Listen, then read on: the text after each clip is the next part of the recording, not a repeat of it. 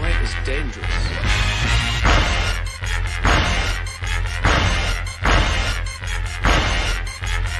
Bad feeling about this. You don't seem to understand something.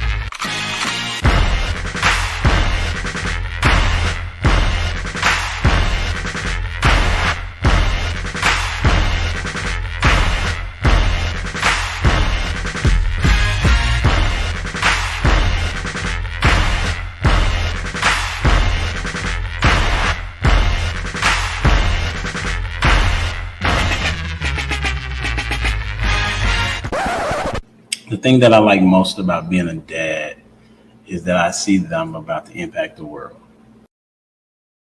Yep. That's a fact. Yeah, man, it's your boy Humble Dad back with another edition of Humble Dad Podcast. Got a great show for you this evening. Why? Because I said so. Episode 161 and counting. As you come in, don't forget to like, share, subscribe to the channel and all that jazz, and even let us know where you're tuning in from. Well, the topic is men don't like easy, boys do. And the word that I left out, I'm not going to say what it is right now. I'll say what it is later, right? But the reason why I came up with this particular topic is because I was listening to Michael Porter Jr., who plays for the Denver Nuggets. He was on the pivot, and he was referring to a question that was asked to him by Channing, I believe. And Channing was asking him, he said, isn't it easy to get a lot of women, seeing as though that you are this successful individual? And he said, yeah, it's easy if what you're looking for is a lot of women to sleep with in all of these different cities that we land in. He said, but as for me, I grew up around my mom and my dad, and I saw my dad be faithful to my mom. And so I'm looking for marriage, and women out here make it really hard to do that. So that sparked my interest. And then when I saw the situation with Jalen Green and the young lady, where she's 39 and he's 22, I wanted to kind of blend those things together. Men don't like it easy, boys do. And we'll talk about it. And we got a dope panel for you this evening. The question that we're going to talk about first is, what's the worst job you've ever had? What's the worst job you ever had? And this person's going to go first simply because he's on time. Mr. Dwayne Jones in the building. What's up, bro?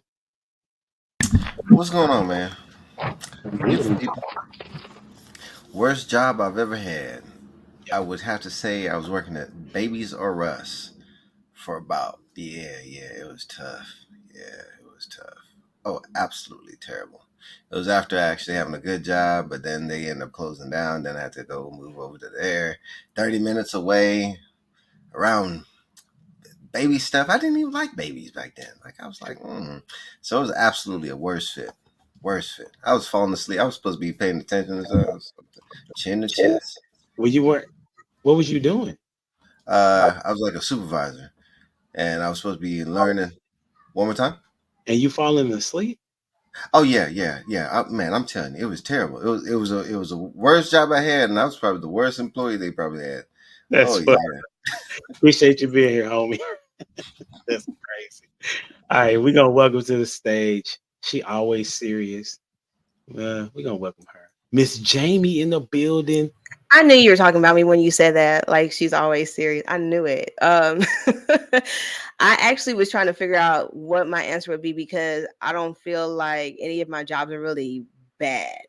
But I would say being a phlebotomist was kind of the worst job I had, because I don't like sick people and I don't like bodily fluids.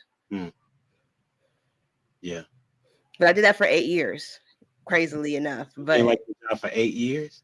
Well, you liked it, but it was just the worst of the ones you've had. Mm-hmm. How did you get into that? I went to school to be a medical assistant, and I ended up, But you don't like fluids? It was kind of like something to do because I needed like a steady income. Gotcha. Okay. And my mom said nurses and stuff like that always have a job. I didn't necessarily do that because that was what I wanted. Then I became a juvenile court clerk, and that's what I really wanted, was criminal justice. Oh, that's what's up. Appreciate your work. That's work right there. You know what I'm saying? And we're going to welcome to the stage and we all know him as the Barry White of the internet.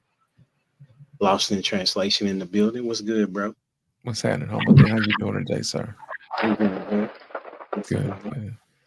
Look, man, the worst job I ever had, man, was working at McDonald's, man. That was McDonald's is probably the only job I've never been a supervisor on. Let me tell you why this job was the worst. They had this thing called the grease trap. Speaking of bodily fluids, that's where all the nasty bits and pieces of grease and greasy hamburger meat and all of that stuff goes in there. And at the end of the night, if you was closing, you would have to clean that out every single night. So when you worked the grill, guess who had to clean it out? And then we had to pour it in a bucket. If it got on the floor, you had to clean the floor. I mean, it was gross, man. It was the worst thing ever. That is probably the worst job I've ever had because I had to clean that out. And it had to be cleaned like from spotless because when the morning crew come in, they don't have time to clean. It has to be spotless when they come in, and we can't leave until it's finished. So that was, So you know. it helped you, though? Say Did it what help now? you? Do you think it helped you at all in your life? Since Yeah. the- something so clean. Yeah, it did, man. It want to make you appreciate what other people do for you. You know what I'm saying? Because I know for a fact that I know the morning crew appreciated the fact that we had those clean grills that they can go in on. But you know, we didn't get that luxury. You know, we came in and we had everything that was just nasty, man. We just had to get rid of that stuff. So you know how that goes. That's what's up. Appreciate you being here. And welcome to the My pleasure. stage. She always laid back, and you can tell it in her video. Miss Ash in the building. Hello. I And got we to missed deal you with the last week. because your girl was in here tired. Just You was doing by the time I saw 9:30, it was 9:30 the next night. I apologize. But I gotta agree with loss of translation, baby. Whataburger broke me. I had to leave. Yeah, I used to do what was it? First, they train you on the day shift. Then they threw my butt to overnights. I couldn't take it. That's where they really introduced me to old bitter black women. I couldn't stand it. I couldn't take it. I had to get away out. I ran to Walmart with open arms. Cause baby, working with them, it was like, what's wrong with y'all? Why y'all so miserable? It's laid back except for the weekends. And then y'all don't want to get nobody the weekends up. Oh no, I got to go. See ya. That's what's up. Well, I appreciate you being here. Oh, no problem. No problem. And welcome to the stage, the muscle man of the show, Mr. Prototype in the building. What up? What's up? What's up?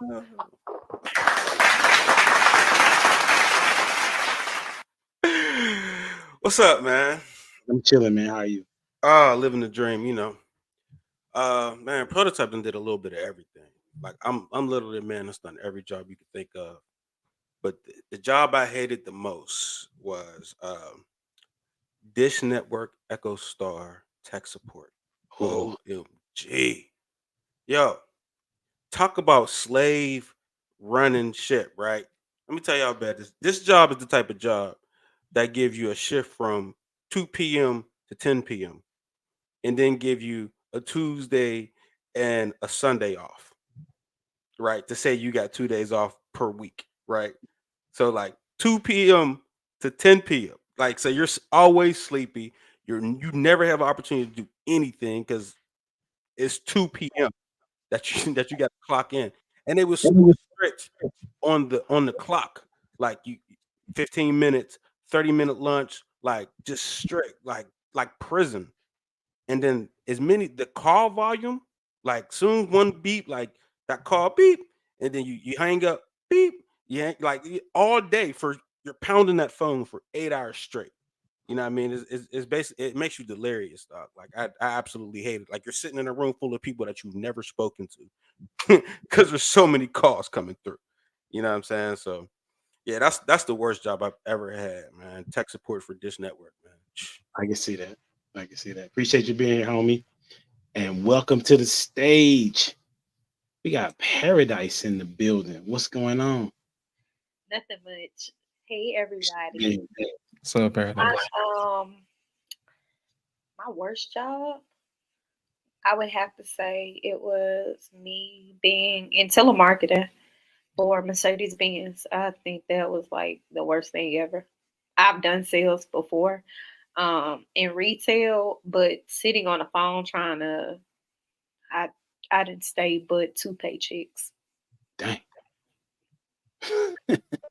Why did you not like it? Because I'm not going to convince nobody to buy nothing. Oh, I don't want people calling my phone to ask me to beg and buy stuff. I'm not going to do it for somebody else. That's crazy. she would have hated E-Tech, huh, Ash? Once I Oh got yeah. through Oh yeah. training, She was the because last. the job description was actually nothing like the training. They were hiring, and I wanted to get into like the call center environment. So I was cool with like getting into the call center environment, but they basically had my class come in as a guinea pig orientation for outbound calls. They wanted to use us as a experiment. And so by the second week of training, which training was a little over a month, when we got on to the floor, I was like, yeah, I found something else to do. Well, I Like, appreciate you. once I knew training was this, I was like, no, I'm gonna make some adjustments. That's what's up. I appreciate you being here, for sure. Thank you. And welcome to the stage, the couple of the year, the common sense couple. What's up, people? Y'all doing all right? Oh yeah. Yes. Oh yeah. How y'all doing this evening? Doing Good. good. Awesome. The question is, what is the worst job you've ever had? Oh man. I had this job at this place called Contico here in St. Louis. And it was basically just a hot box. Like 100 degrees every day inside the building. And I was making Rubbermaid totes, putting the wheels on the bottom of the Rubbermaid trash cans. And it was hell every day. I did that for and the thing was they brought us in saying that this was going to be a cool job. Like we're going to make 12 an hour after 2 weeks. It was a temp gig. So the 2 weeks came and they didn't give us the money. We walked out. That's crazy. Like, yeah, we can't do this no more, man. That's what's up. What about you, Alicia? Probably the last job I had, which I was terminated from in 2016, and it was working for. I don't know if I could put them out there like that because it's a big company, but basically, it's an office. It's an insurance company, a major insurance company, and I never did the job that I was hired for. So that's why I hated it, along with the office politics. So I was supposed to be a grievance and appeals analyst, but I ended up being a data entry specialist. And it didn't work. So that was That ain't health my insurance. last job. Was that health insurance? Mm-hmm. I figured. I worked in the background of health insurance before too. I did not like it, but it's definitely some mechanics in health insurance that they don't tell you about. So I resonate with what you're saying. That's what's up. Go ahead. Was you gonna say something, Alicia? That was it. And then I ended up, going back to beauty industry. So that's what's up. I would say my the worst job I've ever had was probably working. I had a couple of them, but I'll say the worst one was working for Little Caesars because I didn't really get training, but they want me to do a good job. You know what I'm saying? so I think I stayed with that job for maybe a month. I was like 17 at the time. Mm-hmm. And, so I had to get up out of there. But I've had several different jobs. E-Tech, I mean, if y'all talking about the call center industry, I was in the call center industry for about 5 years. And I would say that it was a bad job, but it also took me around the world. So I got to go to India for 6 months and live there and build that company over there. So, but other than that, I would say that would have been one of my worst jobs for sure. You trying to say you didn't like dealing with us high school kids? Is that what you're trying to say? Oh no, I said that. That ain't trying. Like the people that I was 25, managing 18 to 22-year-olds, making sure that they get sales, and my bonus was determined by how well they sold. Even yeah, it was rough. Ash was one of my team members. She remember how. Hey, I was good until y'all embarrassed me by playing that one card. So I'm like, oh, that was you? I was off the chain. Oh my God. I was like, yeah, I don't think I'm gonna be doing this too much longer. I wasn't sure. All right, let's get this started. Okay. The topic is men don't like easy boys do. And the word that I'm gonna ask you to come over with what you think. Men don't like easy what boys do. Men don't like easy what. You fill in the blank. Very good. Boys do. Can y'all hear me? Now we can. All right. Good. Okay. I'm gonna say it again. Men don't like easy. Fill in the blank. Boys do. All right. And we're gonna start with Lost in Translation. And you choose who goes next, right? Men don't like easy money, but boys do. Yeah. Because men know for a fact if you get easy money, it's gonna leave, man. It's nothing that you can build on. You know what I mean? Nothing that's duplicatable, nothing that's sustainable. You know what I'm saying? In general, it's probably illegal too. So yeah, I would say money. I'm gonna go with Dwayne.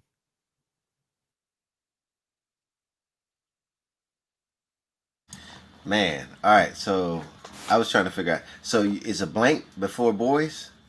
Yes. Oh, weak. Men don't like easy weak. Boys. No. Come on. So I understand. That's what you're gonna do. That's fine. But I'm saying men don't like easy, fill in the blank, but boys do. Oh, okay. Dang. Work. I'm just keep it simple. Easy work. Okay. You going to expound, or you want to go to somebody next? No, I'm gonna just keep it simple. I bet. Paradise. Okay. What you got? I think money, but all in all, if a man can understand it, he can make it easy. Because in my head, men are opportunists. Okay, who you got next? Let's do Jameer. Jamie, I'm sorry, Jamie. It's all good. Like, it's all good. Thank you. But I'm gonna do the controversial one. I'm gonna say men don't like easy women. Boys do. And I mean, I don't have to say anything else. So I'm gonna go with. Oh, did Prototype go yet? You know you ain't heard Prototype yet. You ain't disagreed yet.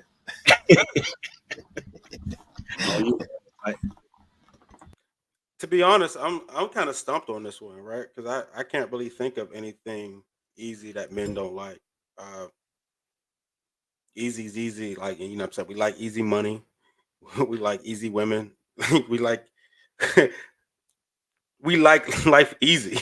You know what I'm saying? We do things the hard way when we have to.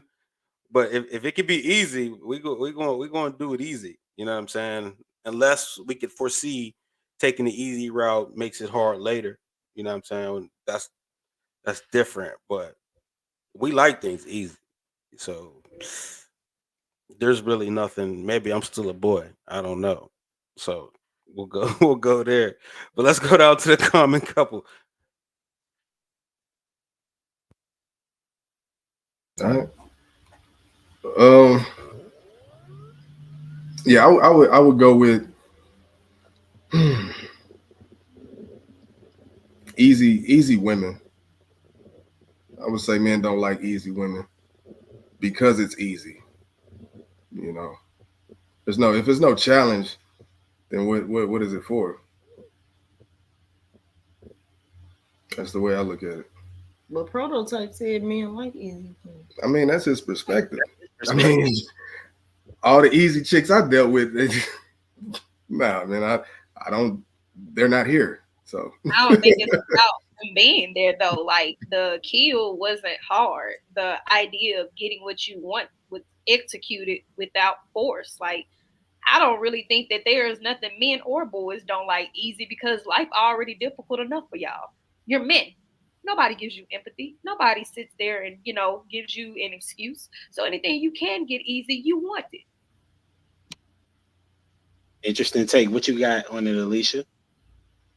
I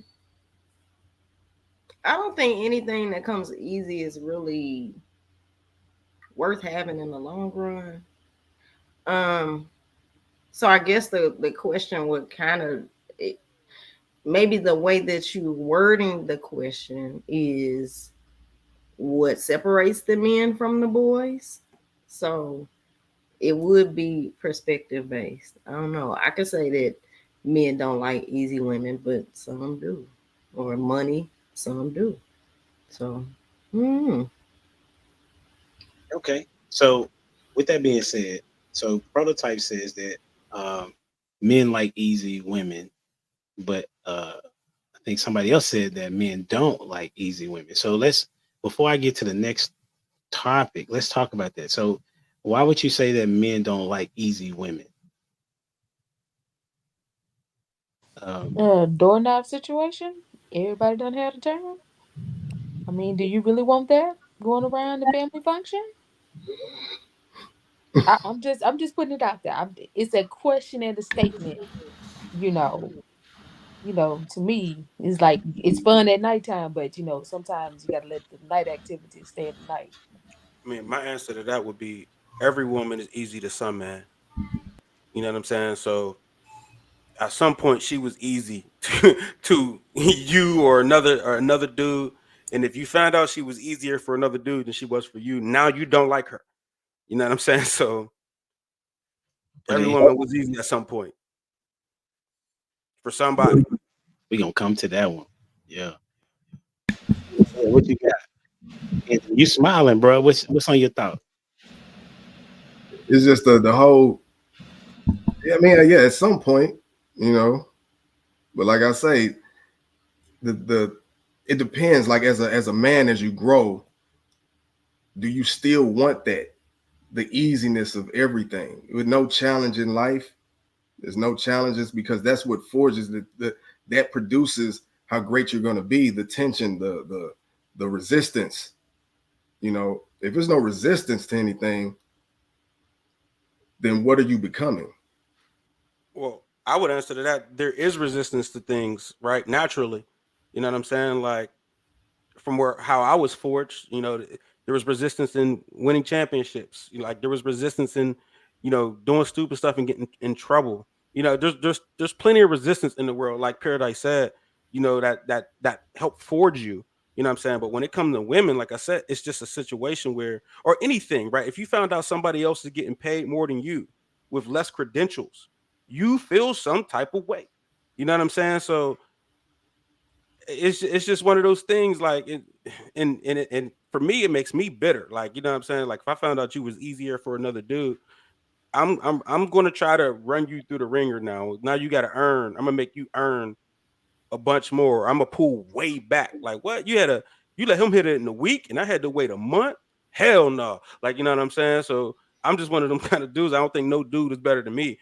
So like, if I couldn't do it and somebody else pulled it off before I did, no, we got a problem. I ain't gonna let you know, but I'm instantly going to start putting you through a ringer. You know what I'm saying? And that's just how it is for me. Like, I know we talking about men and boys, but I would say like even just from a person coming from poverty, like you get satisfaction out of overcoming adversity. There is a pot of gold at the end of the road. When you keep seeing that multiple times, yes, it's satisfactory, right? But in reality, as a person who came from the struggle, if I never had that struggle, I feel like even with the core values and stuff that I still had, I would still be just as deserving. I don't feel like I deserve things because I had to work hard to get them.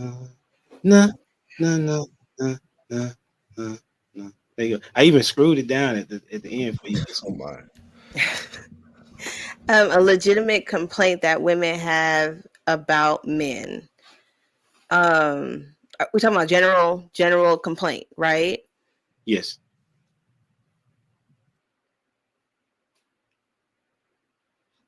That they cheat.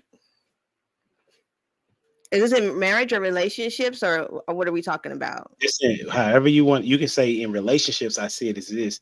In non-relation, in marriage, I see it as this. In relationships, I see it as this. It's up to you, however you want to take it. Okay, so in relationships, I would say that they cheat. And then in non-relationships, that they get too comfortable. As far as like don't date each other still, or just get used to the person, complacent in marriage. So And that's you're all, saying, oh, I'm sorry, go ahead. no, go ahead. What were you gonna ask? I was saying, so you're saying that in a marriage, the man is getting complacent, or you saying in relationships in general, men get complacent, so that's a valid complaint. And then in a non-relationship where they're just dating, I guess, you would say the complaint would be what? That they cheat. That they cheat. Okay. Okay. Got you. Did you want to expound upon that, or you want to pass the mic? I'll pass the mic to Ash. And why you gotta choose me next? But anyway, add some think time. I would say a failure to communicate. There you go. I that's the only thing that I found that's legitimate with being in a relationship and out of a relationship and trying to start one is everybody's not communicating in the correct way to that person. I'm gonna say to that person's skill set. I'm not gonna say just an overall failure to talk to, because everybody can talk to, but not at. No, talk at and not to. So what does it look like for the guy to be having good communication? It's a trust issue. It's a trust with that particular woman, because some women haven't earned that ability to be in that spot. Because like you could say, you do your little test or whatever. You tell them something, and you're like, okay, I'm gonna see if she bring this back up when we argue. Maybe you start like a little small argument to see where it go, and she bring it up, or she bring it up trying to be funny, but it was something that hit you that wasn't funny. It was a serious thing that you felt violated, or it had some emotional behind it that ain't been unpacked, but that needs to be unpacked. But she's not thinking of it that way. She's using it, filing away for like ammunition, like I like to say, mad day, you know. And I'm gonna go with lost in translation. I think a legitimate concern for women is that sometimes men take women for granted, man.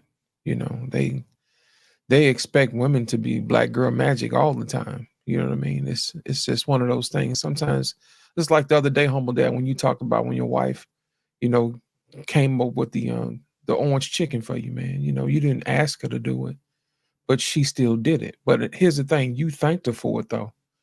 And there's so many times where women do things for men that they don't get congratulated for. They don't get thanked for, and I think that's universal, to be honest, because I think sometimes people do take people for granted. They don't say thank you enough.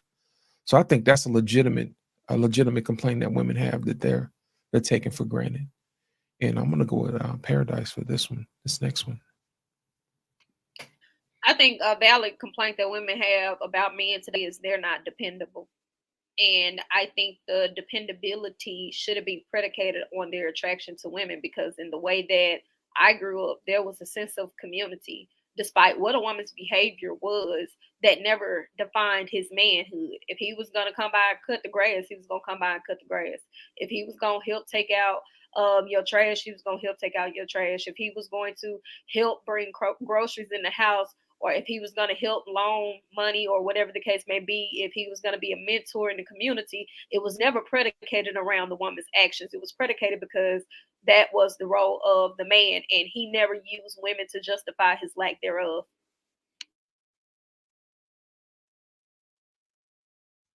That's what's up. Who you got going next? Mr. Dwayne Jones. Legitimate complaint would be that we don't listen. We don't listen, and they might got a point. They might have a point. Is that including yourself? I don't know what you're talking about. Because there's never anybody on the panel. That's why. Okay, we'll keep. You know, fun fact is they discovered a lot of the other divorces are because men intuitively are trained to tune out women's actual opinions. It is not because of like sex and infidelity and stuff like that. Like majority of the women, it's a new study, and you guys can go look it up. I just seen it. I wish I remember where I seen it at. But the reason as to why more divorces are increasing is because men are intuitively trained to tune out women's opinions. It's not conscious. It's not something you guys do it consciously, but y'all don't care about what we think. It's feelings. I say it's the feelings piece of it. No, it's not the feelings. It's literally our point of view. So when women are talking, or when we, what the ladies were saying was like their input about what the study was in. It was breaking down, of course, the key things that everybody has issues with: money, house chores, the children, and it was two more key things. I can't remember those other key things, but those three, of course. And it's basically like y'all don't intentionally like not listen to us. It's just something inherent. So when we say we tired of repeating ourselves, this, that, and the third, I told you this. That could go into the communication factor, but like it's a thing where y'all are literally trained just to listen to us. So when they asked the husbands about it, it was like, well, what did you do to try to save your marriage? And at the end, it was like, well, I tried to listen more. I tried to do this, but it was already too late because she was already tired of repeating herself. Dwayne, what you got? So you're agreeing with the study? No, well, I just think it's a large part of it has to do with that inherent is the feelings translation. Oh, like he's not listening. Yeah, well, what like she said, listening to their opinions, we would consider feelings an opinion. No, you don't. Because my input about what should be done in a situation in a house isn't predicated around an opinion. If I'm saying I spend the most time with the children and this would be best for the children based off of me spending the most time, that's not an opinion. That's an analyzation. Like that's an analyzation of what would be the best for them. See, and I can agree. I can agree with that. There's those things. But whenever you get down to what I've noticed is that the men do the thinking piece of it. Oh, we think, right? And then y'all go with we feel. And sometimes there's a lost in translation. It gets crossed, right? So from that training, we are not really as for suppressing emotions and suppressing feelings from the man's standpoint. That's an inherent thing, right? So whenever we take that into marriage, and then you're listening to your wife talk feelings. And even there are the cases in which you're talking about, well, you're not with the kids and all this. And then there are those. But then whenever you get down to the feelings, that vulnerability piece of it, that's where I see we can have a disconnect based upon our upbringing, based upon our societal norms, where that is the innate piece of it. So whenever y'all try to share with us your emotions, that in itself is something that we don't handle well. Right. So we have to be trained as for the fragile thing that's on the box, right? Handle with care. Like in that, we sometimes don't handle ourselves with care. We sometimes don't handle our friends with care. Right. But as for females, y'all go about it much different than we do. Now I understand what you're talking about. I get what you're saying now. You're basically saying it's not that you guys aren't considering us. It's just more times often than not, some of the places where we speaking from is emotional. And a lot of times that could be irrational for the situation. So innately, you guys are tuning it out. That makes sense because like I said, from what I've seen in the study, it wasn't a blame game. It was just more so of an analyzation of what we're seeing now because more women are now becoming educated. So with educated women, of course, you have them having more input as far as what's going on in the individualistic society. So it definitely makes a huge difference. I get where you're coming from. Yeah, I will clarify though as well. It's the learning piece is learning together.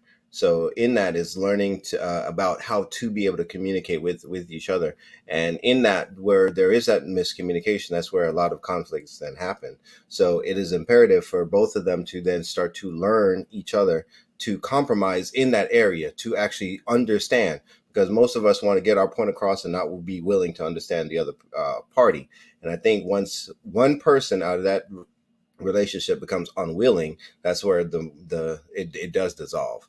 But once both of them are willing to learn about, what the ticks are, and that the person that you are engaging in a relationship with is not perfect, then that's how you're going to have to really start listening and serving, like we talked about the other week. It's about serving. So my 2 cents. That's what's up. I seen Lost in Translation. You were shaking your head. I see, Yeah. and then come back. No. Let me explain to you what we just saw here. Paradise said that sometimes men don't listen. Men listen differently. I'm going to tell you what we do. Mm-hmm. We listen for the problem, and we listen for what you want us to do, because everything else is manipulation. And we learn how to filter that part out. You know what I'm saying? It's like we're looking for the verb, and we're looking for the noun. What is it that you want us to fix, and what is it that you want to do? Everything else is manipulation, because that's how women communicate to men, because they can't physically force us to do anything. So what they do is they try to use manipulation, shame, insults, guilt for us to be moved. But here's the thing: what happens is we don't operate that well, because that to us that feels like confrontation, and it actually shuts men down. When men hear confrontation, they hunker down and they say, you know what? I hear what you're saying. You know what I mean? Because it's like you said, I've been with the kids all day. That's a form of shame. You know what I mean? Here's the thing. Who's to say that we don't want to talk to our kids? I want to see what's going on with the kids all day. I want to know how their day is. But when you come at us as if I've been doing this, as if we don't want to, then that's forcing us into a position where it says that we're not good fathers. And when you accuse men of not being good fathers, then that's confrontational. So that's the main reason why men listen differently than women do, because at that particular point in time, it's a confrontational thing. So what we try to do is we try to manage your feelings and emotions by saying yeah and but we're actually listening for the action and the verb, and that's it. We don't want to listen to the other stuff. Hey, before you go, Paris, let me get Alicia in on this particular thought process. What you got, Alicia? What you got? I was gonna say men's willingness to be vulnerable and transparent, I think sometimes can be a complaint for women. Why would that be? Why would a woman want a guy to be vulnerable and transparent? What would be important about that? Because the more vulnerable man and woman, the more you get to know and the closer that you can get. And I think men might have more of a fear of that, or can sometimes put a wall up and not allow women to get too close. So it depends on the situation, but I think that has been a legitimate complaint. Okay, that's what's up. Then I'm gonna come back to you, Paradise. What you wanted to respond to what Lost said? Are you good? Oh yeah, I can respond, but I can wait. Okay, cool. Hey, who would you like to go next, Alicia? My husband go next. Let me see. You go. Do you like saying that? My husband. Yeah. Yeah. Okay. I'm just checking. Go ahead. I would say a legitimate complaint that women may have about men is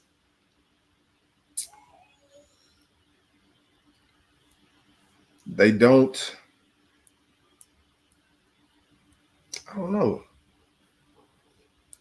know. You feel like they don't have a legitimate one. That's what. Yeah, I don't know. I don't have a complaint. what you say. That's hilarious. I mean, So okay, so you basically saying that men are perfect. no, I mean, he's not perfect, but at the same time, like to go back to the conversation that was just taking place, I think it's a lot of logic that men come with. You know, we're based in logic. So I think that as far as the communication or being ignored or tuned out comes from the logical part of men. It's like, okay, what does this conversation really mean? What is the meaning of it? I will listen to you if there's something meaningful to listen to that we can take and move forward. What is this plan of action? Like Lost was saying, what are we doing here? Versus you just spewing out your gripes about the situation. Okay, how can we come together and make this a thing that we can both rock with?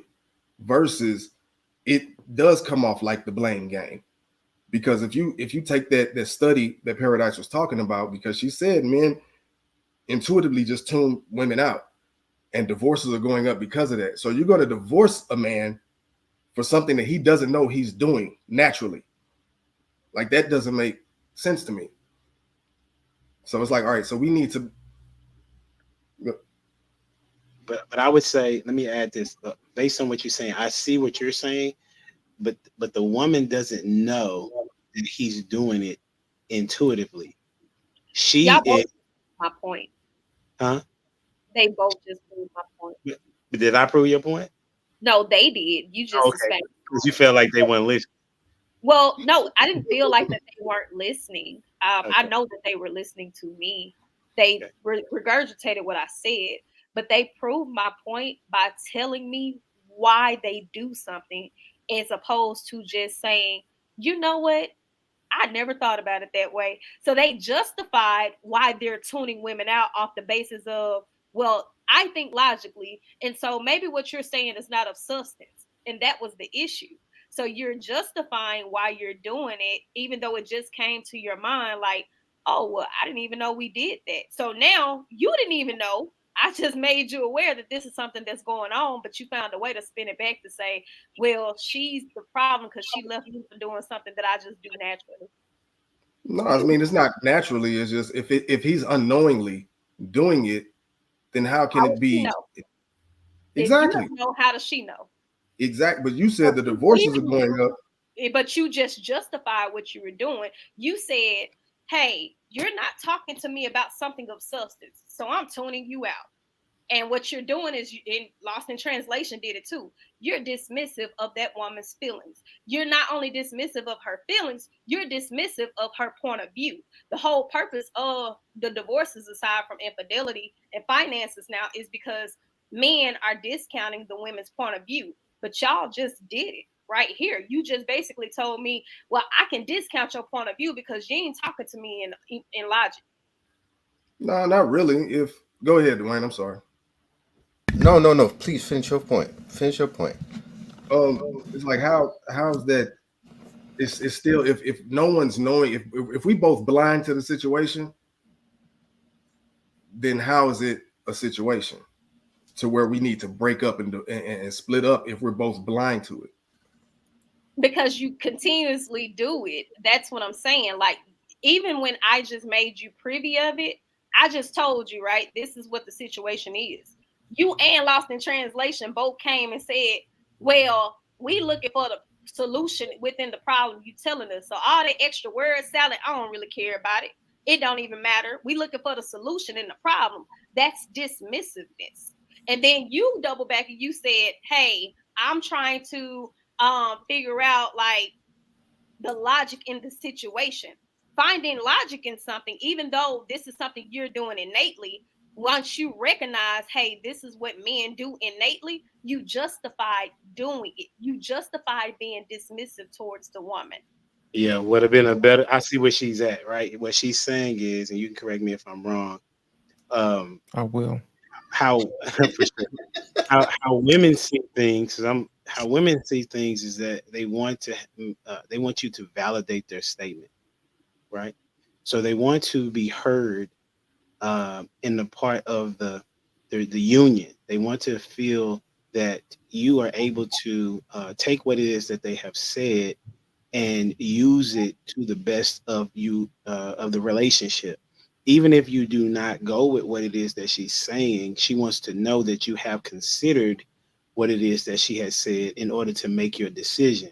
So although we are speaking logically to them or looking for the logic, we still, especially as if you're saying you know anything about being a husband, you have to lean into the compassionate side of yourself, the feminine, if I could say the feminine side of you, right? Because I'm aware of what, because I'm a let's say what's it? I don't want to say victim, but I'm gonna say that I am. Uh, I do that too, where I'm looking for where can I hear you and then solve the problem, right? Because the emotion really does it. It should matter to me, but it doesn't matter to me if I have to solve the problem first, right? Because the emotion, if I'm consoling you and then I'm like, okay, which one did, okay, let me make sure I validate what you're saying first, right? But I still need to do that, right? I need to say, babe, I hear and I see that this is something that is very challenging for you, or that you're going through something, or this is making you feel some type of way. Would you like for me to give you a moment? Would you like for me to give you my words? Would you like for me to come up with a plan? You want me to just listen? And Inclusivity, like making her feel like she's a partner. I don't want to be dismissive of the fact that, hey, men think logically. That's not what I'm saying. But what I'm saying is innately it has become a thing where now that women are getting more involved in society, now that we know how to make decisions on our own, they're still a part of that decision making, that even if you don't decide to go with my thought process, you have received and you've acknowledged this is what she said to do. So you may not completely want to do what I think to do at all, right? It don't matter what it is. We can be talking about vacation. We can be talking about me changing jobs. We can be talking about you moving careers. As long as I gave my input and you acknowledge like my woman has some form of care and concern here, and then you move forward with whatever it is you feel comfortable doing, that's perfectly fine. But what you're saying is kind of what the same thing you guys did. Like innately, you were like, fuck what she talking about. That's cool, but we looking for the logic in the situation. You weren't trying to be dismissive of me, but you did it. I mean, it depends on the situation as well, though. I mean, it's not a 100% thing. If the house is on fire, we gonna talk about it. We getting out the house. We getting the hell out the house. Come on, we got to go. Or oh no, I think we should go down the stairs and then go up the elevator. No, we getting the hell about this house. Let's go. You know what I'm saying? That's to that aspect, you know. But yeah, you do have to be a good leader. You have to listen. You have to be a great listener to take in the information. Yes, you do. You can't dismiss everything. I'm not saying that, but at the same time, if it's something going on in the home, all right, look, let's talk about it. Let's discuss it. We can do that. But for the most part, if it's some real shit going down, then we not discussing nothing. We going get these bags. We got to get the hell out of here. That's all. That's where I was going with it. That makes sense. Hey, Proto, come on in. What you got?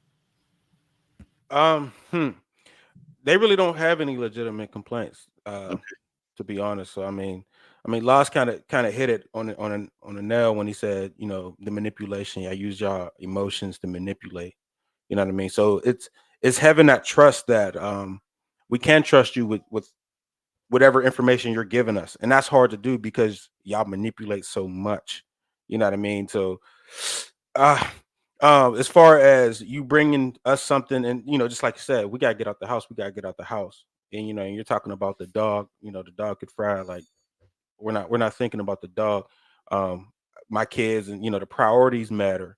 You understand what I'm saying? It's kind of like the analogy that I like to use, that men are companies. You know what I'm saying? Where your management is going to be like, hey, we need a better appeal around, you know, to make the office look better so we can work a little hard. And you're worried about making new business, doing this, doing that, you know what I'm saying, from your perspective or from that point of view. And like, yes, you want to get to that, but that's really not that important.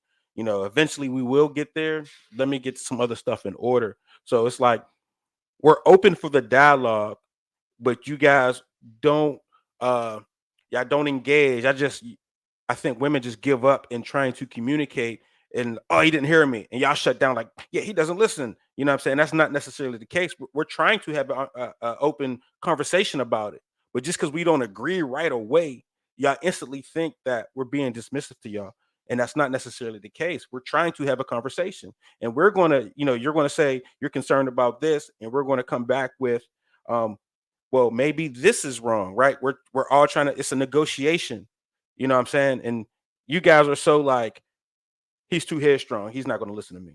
But it's kind of just like, somebody changed. Humble Dad was surprised when Jamie changed my mind.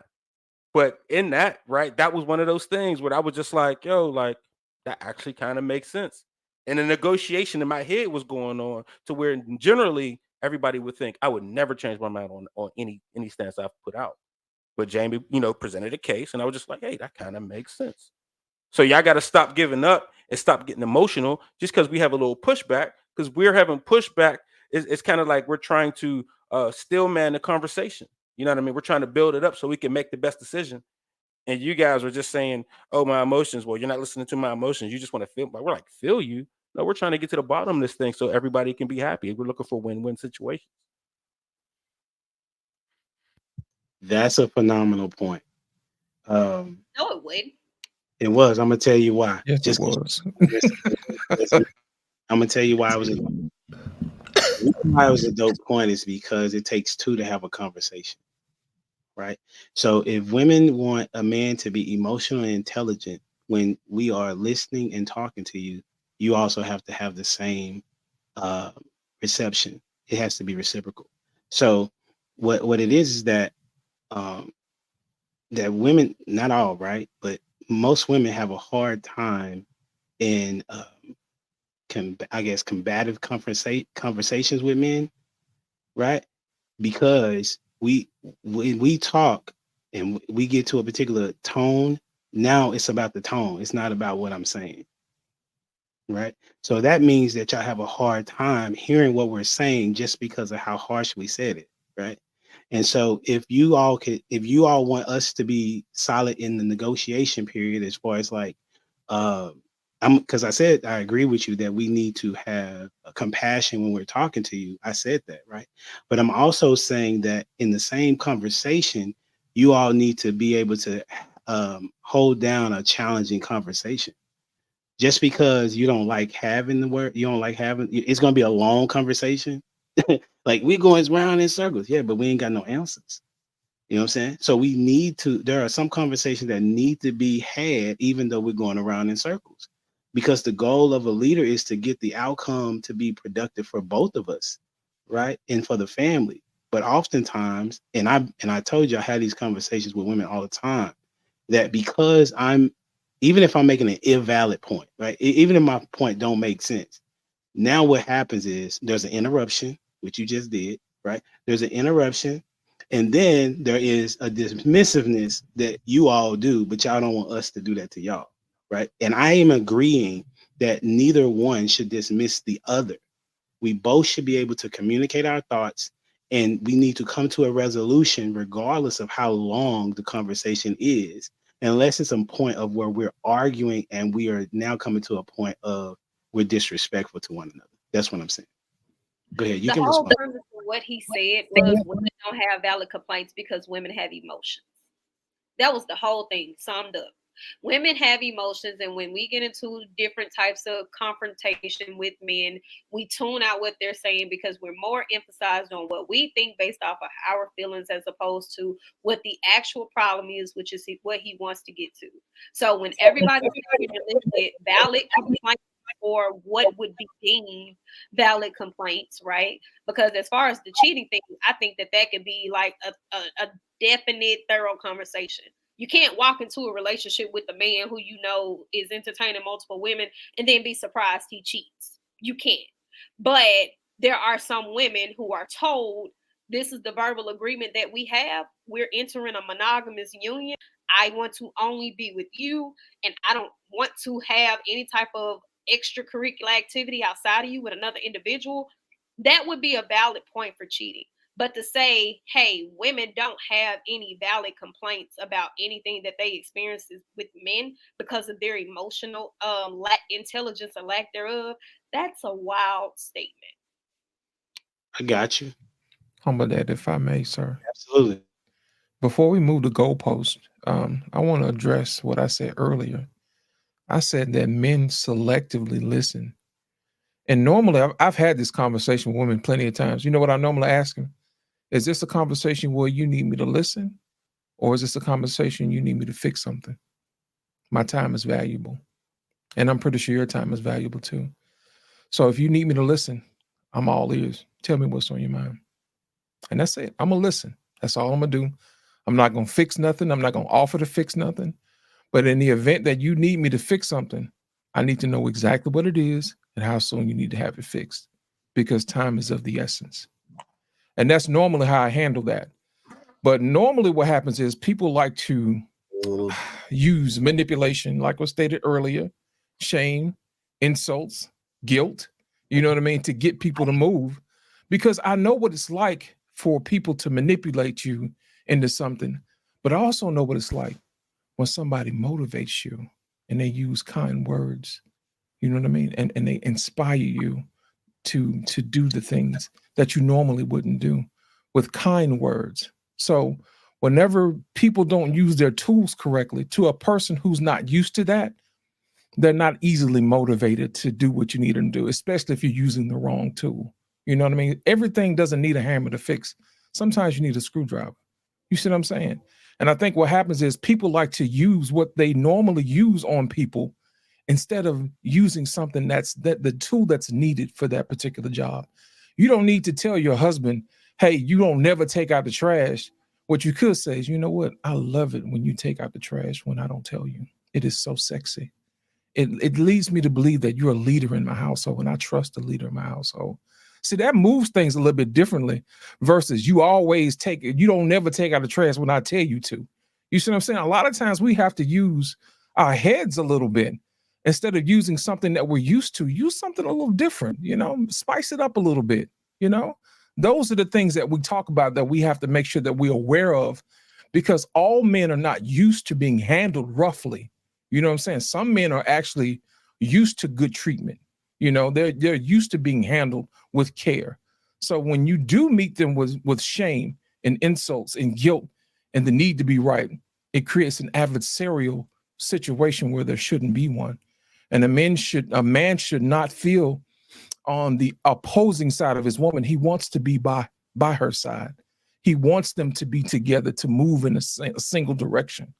But the weapon that you choose to use, or the kindness that you choose to use your words, makes a big difference. Even the Bible says that. It says that a good woman builds up her home, but a foolish woman tears her home down with her words. So that's the reason why I say we have to make sure that we listen with the intent to serve. That's the reason why I always ask the question, is this a conversation that I need to do something? Or is this a conversation where I need to listen? Let me know, and I'll do whatever it is I'm here to serve. That's exactly how you handle that. That's phenomenal. That's phenomenal. Listen with the intent to serve. What's up, Jay Zilla in the building? Hey, what's up, man? I'll come up, you feel me? Yeah, what I missed? Everything, bro. I see. Everything. So the question that we currently have, though, is what's a legitimate complaint women have about men? That's what's on the docket. If I go by my experience, it's usually something that I'm complaining about, and then my wife sees me kind of lacking as far as pursuing my goals and improvement. And you know, she's very good at communicating, like lost in translation words. And from the little bit that I heard, she's very gentle. She kind of rubs my forearm and like, hey, I thought you wanted to quit smoking. And it's like, yeah, just I know. You know what I mean? So for me, those types of things are legitimate. Is there something that's hurting me physically, mentally, or spiritually? Something that I've expressed that I need to get rid of, and then I drag my feet in doing so, and vice versa. We talked about before, her and her weight. You know, I don't care. Like I'm happy, but she just kept complaining about it. I was like, look, man, you want to do something about it or not? Right? And she did, and so now we're on this weight loss journey together. So, hope that answers. Yeah, that's a different way for sure. That's what's up. So the legit, when you're saying legitimate, you're receiving it from the position of if she's trying to make me better, then whatever she says is a legitimate complaint. Us, ourselves, the kid, household, community, whatever. That's what's up. That's a different take than everybody else had. So that's really dope that you came in and said that. And I would agree with that. I think we had a conversation about this before, about how men and women take criticism, right? So how would you communicate to her? Because you said if you have something that you don't like about her, because what you said was something she already confirmed in herself. But if there was something that you saw, how would you communicate your complaint to her? I must talk about it from the point of view from my children first. My children, they have at their disposal, they can come to us and say, hey, I need some amnesty. It's like, all right. And we decide whether or not, we want to give them amnesty before we find out what's going on. But it is that once we make the decision to say, okay, you can't get in trouble, just tell me what's going on, then we have to honor that afterwards. So I kind of had that same approach with my wife and saying, hey, kind of want to talk to you about something, maybe offensive. I feel the spirit moving me to tell you. So, prepare yourself however you can, and not just lay it out there. And I have to trust that she's going to take it. If she's not ready to receive it, she's going to take some time and fast and pray, but she does so quietly and gently. And then we come back and discuss it at a later time. Or we can hash it out right there, as long as it's done respectfully. So that's kind of been our agreed upon way of approaching those things. That's what's up. I appreciate that. So at this time, I want y'all to tell me where can people, before we get into the next conversation, tell people where they can find you. And before that, make sure y'all like, share, subscribe to the channel, and Prototype on you. Where can they find you? Man, you can find me every Tuesday. You can find me here on Mondays, but Tuesdays at 9, Prototype Kingdom. We're everywhere, man. YouTube, Instagram, TikTok, Spotify. So yeah, check us out. Ash, on you. You can find me on the IG, the Instagram, or you can find me here at home when I am awoke and ready to argue. 360 Diva. Keep coming, keep liking, keep sharing, give us topics, bring it out here, let us discuss. That's a bet. Lost in translation. Thank you. You can find me here on Mondays on Humble Edge on podcast. Also, you can find me on Lost in Translation podcast, and also on a Black Man Unfiltered network as well. And also I'm on Instagram and now TikTok as well too. That's what's up, Dwayne. Yeah, Monday nights here with HD. Enjoying some good conversation. Then you can find me at DwayneJonesPhotography.com. Jay Zilla. Yes, sir. You can find me on the Urban Academia podcast, the What the Rap podcast, and soon to be coming the Redeemed Life podcast. But all that and more, you can find at our website at studiogwb.com. That's what's up, Jamie. Well, I guess you can find me here on Mondays, right? And then you can find me on Facebook, TikTok, Instagram at Jamie Radiance Moorhead 7 every day, because I'm your favorite Christian life coach, so that's what's up. Hey, we're not supposed to be over. You interviewing me when? I forgot the day. This Friday. This Friday? Okay. At 6:30. I'm glad you reminded me. All right. Yeah. And then Jay Zilla, me and you are in April, is it? April, way on down the road. Yes, sir. So I don't have to remember to then. That's what's up. Hey, Common Sense Couple, what y'all got? Where can we find you? You can find us here every second Monday, and Instagram at the Common Sense Couple, Facebook Common Sense Couple, and TikTok Common Sense Couple. Know them. So appreciate you. And Paradise, flooding the internet. Instagram and Facebook, Paradise Paris. TikTok is going to be _Paradise Paris. Twitter is going to be _Paradise Paris 1. My YouTube handle is _Paradise Paris, but my channel is just Landed in Paris. And of course, for all business inquiries, contact.paradiseparis.com. That's in bed. At gmail.com. At gmail.com. Well, I appreciate y'all always for giving us some time to have these poignant conversations. They're not just for conversations; it's actually to make change and headway in relationships, and more importantly, to me, my perspective, marriages, for them to be healthy and successful. With that being said, this is I'm having this conversation a lot. Maybe y'all have too. Now, I know the overall theme of tonight is like men don't like easy, boys do, but this is a topic about sex.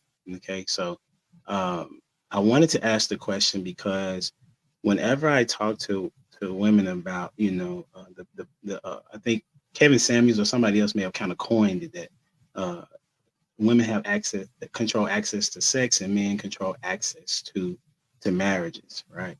And so when I'm talking to women, they always say, well, the man should be able to say no. That's what they say, right? But if they control access to sex, why do women put out and then blame men? I'm just curious to know. Because they didn't get the results that they wanted. Oh, my bad. You jumping off the top, bro. Okay, Kevin Von Erich. And that's something I can think about. That's something I can think of. They didn't get the results that they wanted. And I'm going to just leave it right there because it can go a lot of ways with that. They didn't get a call back. It was horrible, dry, whatever.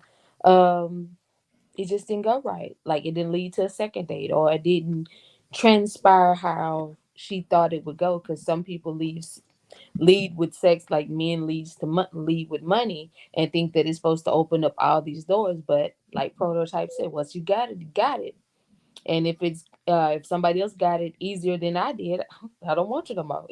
Bygones be bygones. Holla at you. So that's why I say it's the outcome wasn't what she wanted. Now it's egg on her face. She got to walk around. What's it? The embarrassment that you got to walk out with the same clothes on you had on yesterday, whatever that is. The walk of shame. That's what it's called. Yeah, you got to do the walk of shame. Who you got going next? We're gonna go with Jamie. I got it right this time.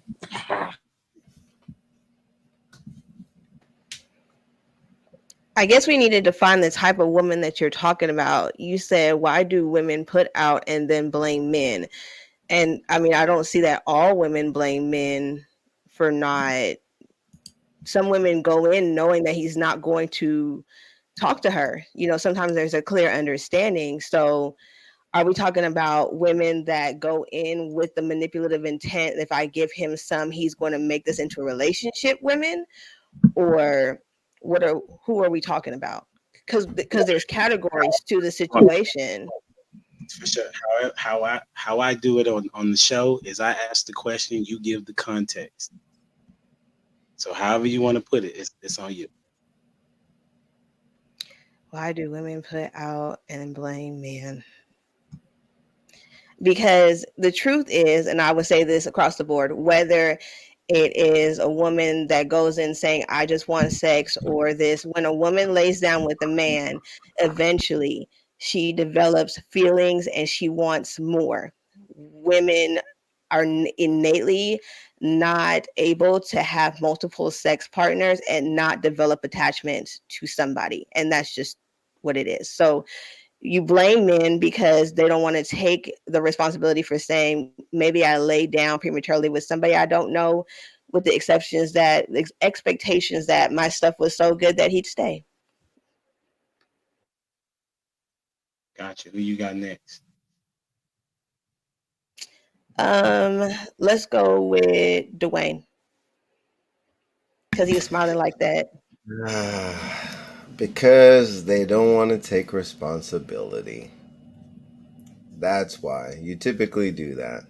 And do you blame the scammer for scamming you? Right? You get that you find out that damn Nigerian prince wasn't really who he said he was, right? You mad at the Nigerian prince or you mad at yourself? You mad chances are. So my bad. Yeah, that's how I look. They gotta blame you got to blame somebody. Somebody's gotta there's a victim and you a victim to the being sold the dream. So that's why I say that. Because if you're gonna put out, if you're gonna market, right? If you're gonna give free samples and they come up there and snag a sample and then just walk on off and don't buy the product, you can't get mad at them, right? My bad. Costco. That's what I'm saying. Like straight up walking through Sam's, boy, just came in on a hungry stomach, boy, left full. Didn't have to pay nothing. Who you got, bro? Oh man, Lost. Let's see what you got. The reason why women get mad at men when they put out because that's all they had to offer, and it didn't keep them. Yeah, I'm from an age where women used to say a way to a man's heart is through his stomach. That was a generation of women who used to cook. So if they cook for a man, they still get to keep their dignity if they didn't sleep with him. But nowadays, women don't know how to cook. They'll tell you that straight up. So their best shot is sex. And when that don't work, then they get mad at the man. It's like, why this didn't work? Because you use the standard issue equipment that every woman has. You know what I'm saying? Every woman has what you have, but every woman doesn't know how to cook.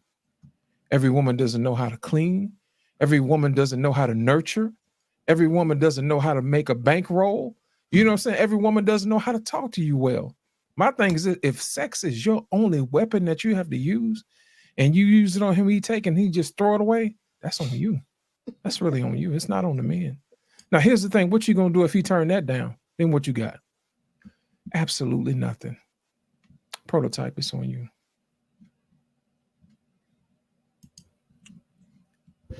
It's like I tell men, it's like I say, like men with money, right?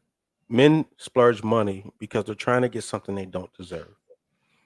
Same with women, right? They put out early because they're trying to get something they don't deserve. You know what I mean? So to really get a person, it takes time, affection, it takes listening, it takes conversation, it takes these things of building each other. You know what I'm saying? Building that relationship that you need character to do. And women without the character skills that, you know, hold a conversation to really dig deep like that, you know what I'm saying? Or have so much baggage that they're scared to let people know who they are. You know what I'm saying? And they don't allow people to really know them, and they're hiding stuff. They're using sex to fast jump the, oh, I can get in his pockets, or I can get the provision, or I can get whatever that man means to her. You understand? Just like men with money, you know what I'm saying? Like, we buy you all this stuff, right? To skip over the get to know you process, because that's when you feel you deserve a person. You know what I'm saying? When y'all form that bond, those late night conversations. I think I already said this before. You know what I'm saying? That's when you get to know and like, oh, I deserve this, or it's not even a deserve. It's like it's a mutual care, love. I want to take care of this person. We genuinely care. You know what I mean?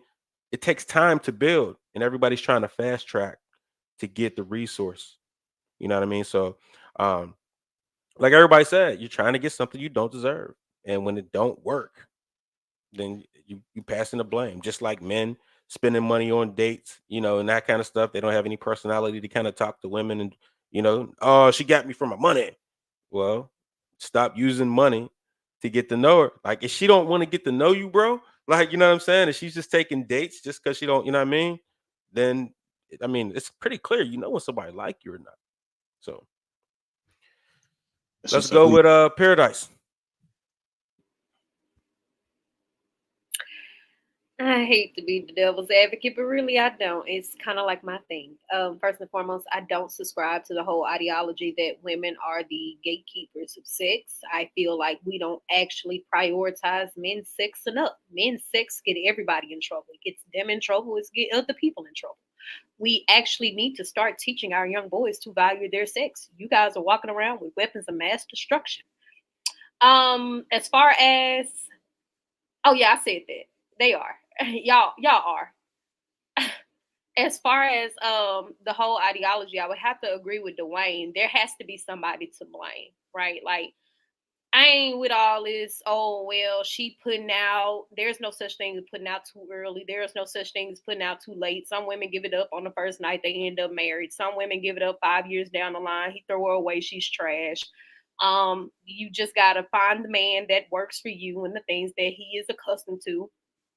Also, a lot of times, I've never really seen a man, even when a woman has a trash personality, she's super toxic and she's abusive, go, man, she gives head so great. I think I'm gonna leave her alone.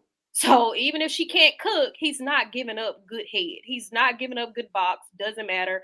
If he hasn't gotten that type of sex, y'all will tolerate some type of trash toxicity to get what you need until it gets you over to the next point. It may not be all of you. It don't apply to all of you, but there is a good majority of men who will allocate themselves a little drama to get that satisfaction. As far as the whole thing, I just genuinely believe that there is an internalized guilt that women lack a lot of self-awareness. So when the situation comes up, regardless of if this is a whore, regardless of if this is just a good woman, it's hard to sit in self-awareness and realize, hey, I played a part in this situation. I walked into this, I chose this man. Maybe there was a red flag, maybe I did everything right, but it didn't reap me the benefit that I want. So how do I get out of this situation? I move on by making him the problem. That's what's up. Who you got going next? Jay Zilla. Thank you, ma'am. Are any of y'all familiar with the movie Dangerous Beauty? Every now and then I like to dip back and go way back in time and see how white folks was living, right? Because I'm trying to figure out what is the scheme behind the scheme behind the scheme. But this movie is an older movie, and it is basically high class. Think about, Memoirs of a Geisha, but 15th, 16th century London. And these courtesans were just basically high class hookers. And one of the ladies of the husbands that frequented that place came in. She confronted the courtesans and was like, "Why does he keep coming to see you?"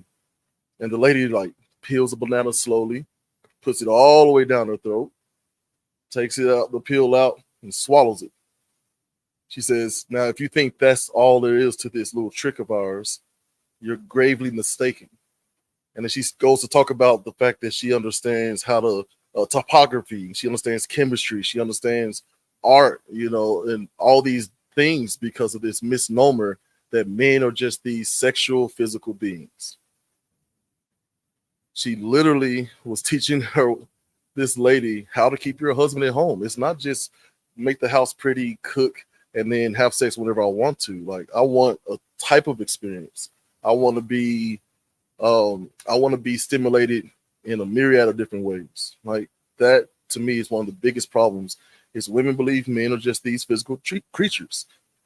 So I'm going back to what I said in one of the first episodes I was on here, Humble, which is I think we need a ceasefire between these single men and women, right? Husbands, you're supposed to be with your wife. You shouldn't even be, you shouldn't be even out here like that, right? Same with wives. But for these single men and these single women, like, can we just have a ceasefire and at least agree on, let's figure out some sort of peaceful resolution to this. Like, let's figure out some rules of engagement that we can at least universally adhere to. Right. The problem is with the cheating thing is, men cheat, just get used to it. It's like, yeah, but if you came into this contractual thing and said that you were not going to and then did, like, you wouldn't take that in the basketball game. Y'all playing shooting hoops and you snuck a 6th person off the bench and made it 6-on-5, y'all would lose your daggone minds.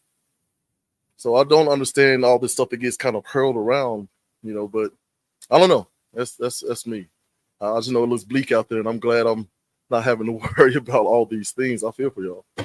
Let's go with the common sense couple.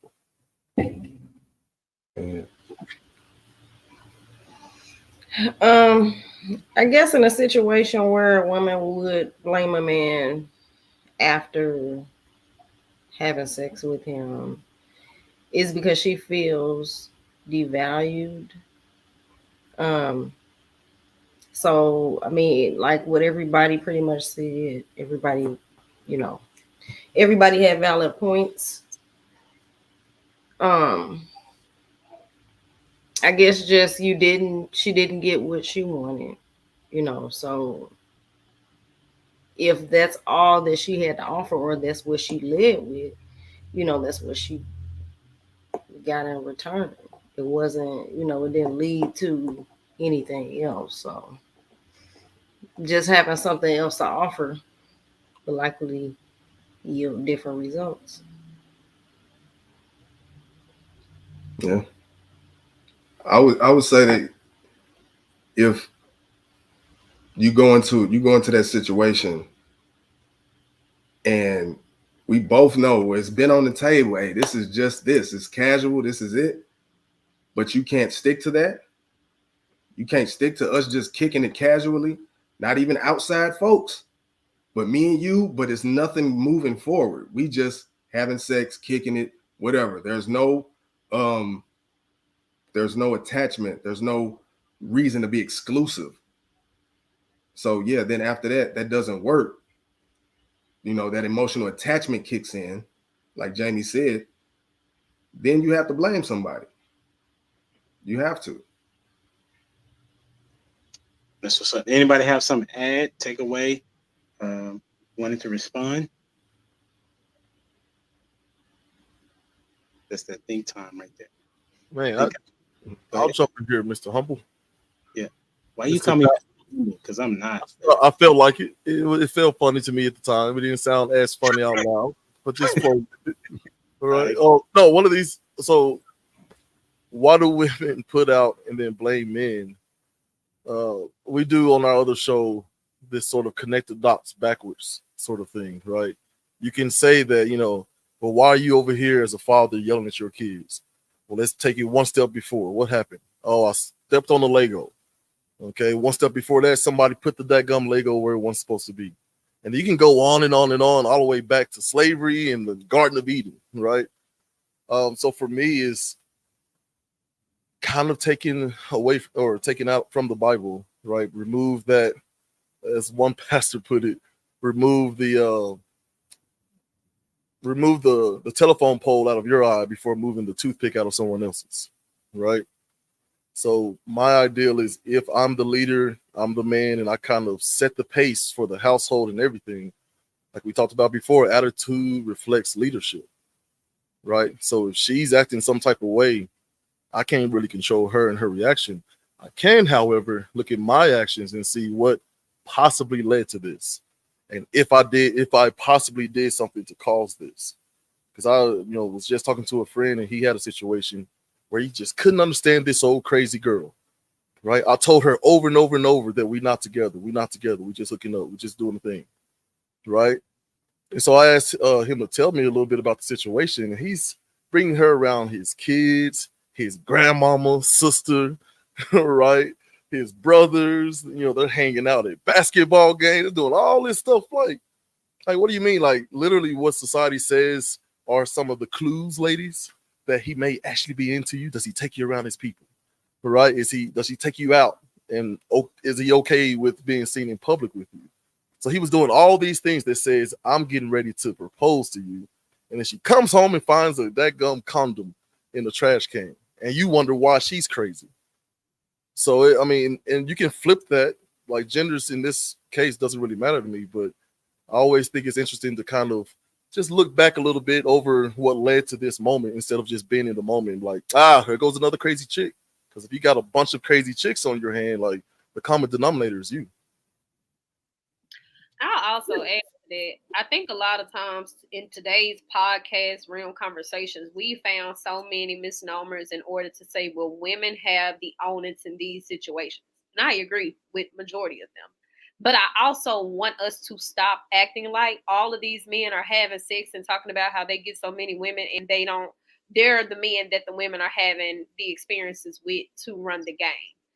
I really want us to stop pretending like the name of the game ain't conversation, and that there are some men who have a certain type of privilege with them, whether it's they got BDE or whether it's they literally just are attractive and they use their looks to get by. Some of them have that particular thing that they can make, and it works for them, and they will pretend like, hey, I didn't do anything wrong, and they will make certain women live in a land of confusion.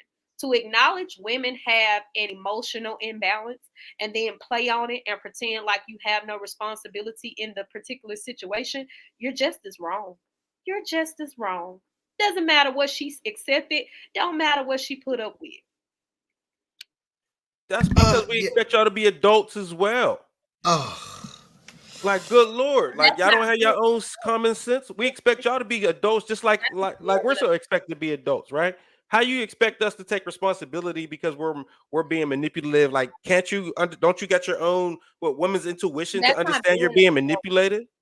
That's right? not If it was a woman that got us for money, you shouldn't have let her get you. That's what you get, right? I don't play them games. I don't play the We're women not talking do about this. you. It's never nobody on the panel. What I'm saying is, I don't play women do this, so it should be cool that men do this, or vice versa. I take everybody. So I'm saying this because I want you to understand who you're talking to. I take everybody for the actions that they present. So when you're saying, oh, I expect you to be an adult, expecting me to be an adult is not the way that you get to decipher how I respond to a situation you put me in. Just because you expected me to be an adult, me being an adult was showing up in this situation, having a relationship with you, and the way I handled that relationship after I felt misguided, confused, or disrespected is not up to your discernment. That's not up to your judgment. So just because you walked into a situation with your intentions and they didn't align with my intentions, and I played your game for whatever reason, don't mean when you see me playing your game and you knew it was headed down the wrong path, you should have kept playing too. I don't care what the situation is. You got two adults in the situation. Both of y'all are equally as wrong. But all this women control sex, and she laid down and she chose him and she chose to go through that. Okay, acknowledge. But at the same time, if you're calling yourself a man and you're saying you're the leader and you're saying you control this dynamic and you're not going to let things get out of hand, you own just as much responsibility. Look, wolves are wolves. You know what I'm saying? And one wolf is not going to control another wolf. So y'all complaining about the wrong wolf. You know what I'm saying? That's what's going on. We can't control other men. So stop picking wolves and pick a shepherd dog instead of a wolf. You know what I'm saying? How about that? And I think that you should stop trying to move the goalpost to fit. I'm not moving anything. Because even with the art of manipulation, all manipulation is one person's just more intelligent than the other.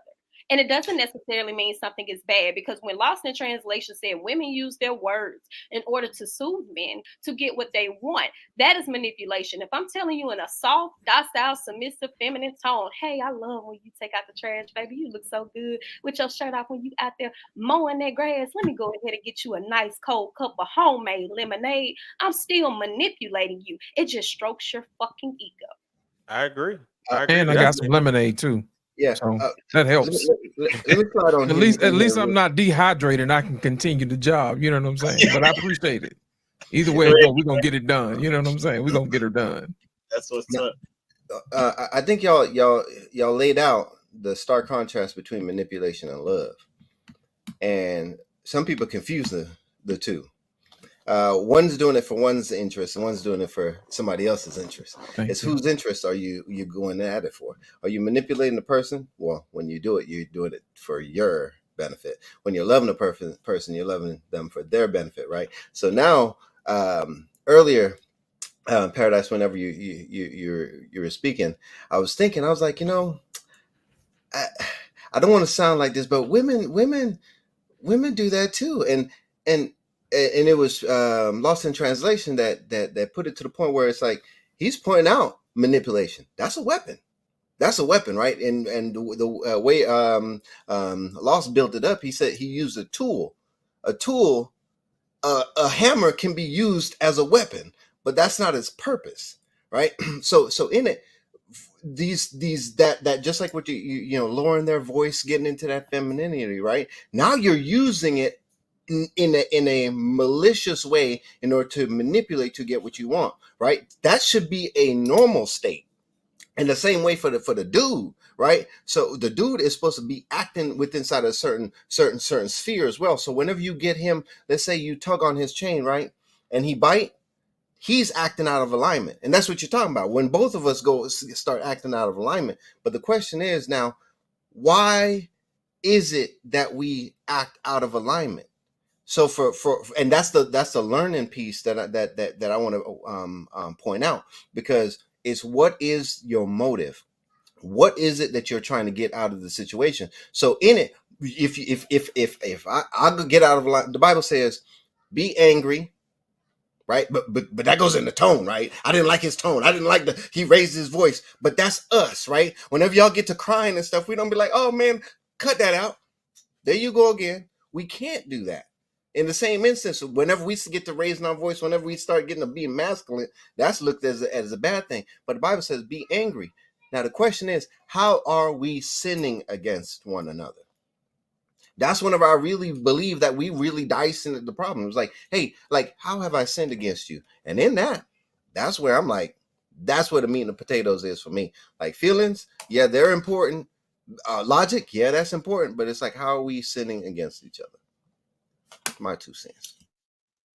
It's a heavyweight type of conversation. I enjoy listening to y'all for real, you know. Such a phenomenal panel. I got y'all got time for one more? Yeah, man. We discussion? got time. Okay. I'm gonna ride out. I'm practicing Ramadan and I gotta be up at 4. So Oh, no worries. I appreciate you chiming in. y'all have a good evening. It was my pleasure.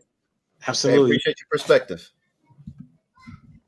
Yeah, that's what's up. Hey, so the last conversation that we're gonna have is, as you can see, what I'm trying to do is make sure that it's balanced, because we have some haters out there that don't think Humble Dad gives perspective from both ends, and that's okay. But I want to be able to balance the show, but also get to my main point. And my main point is always making sure that people know my end goal is to have really good marriages, right?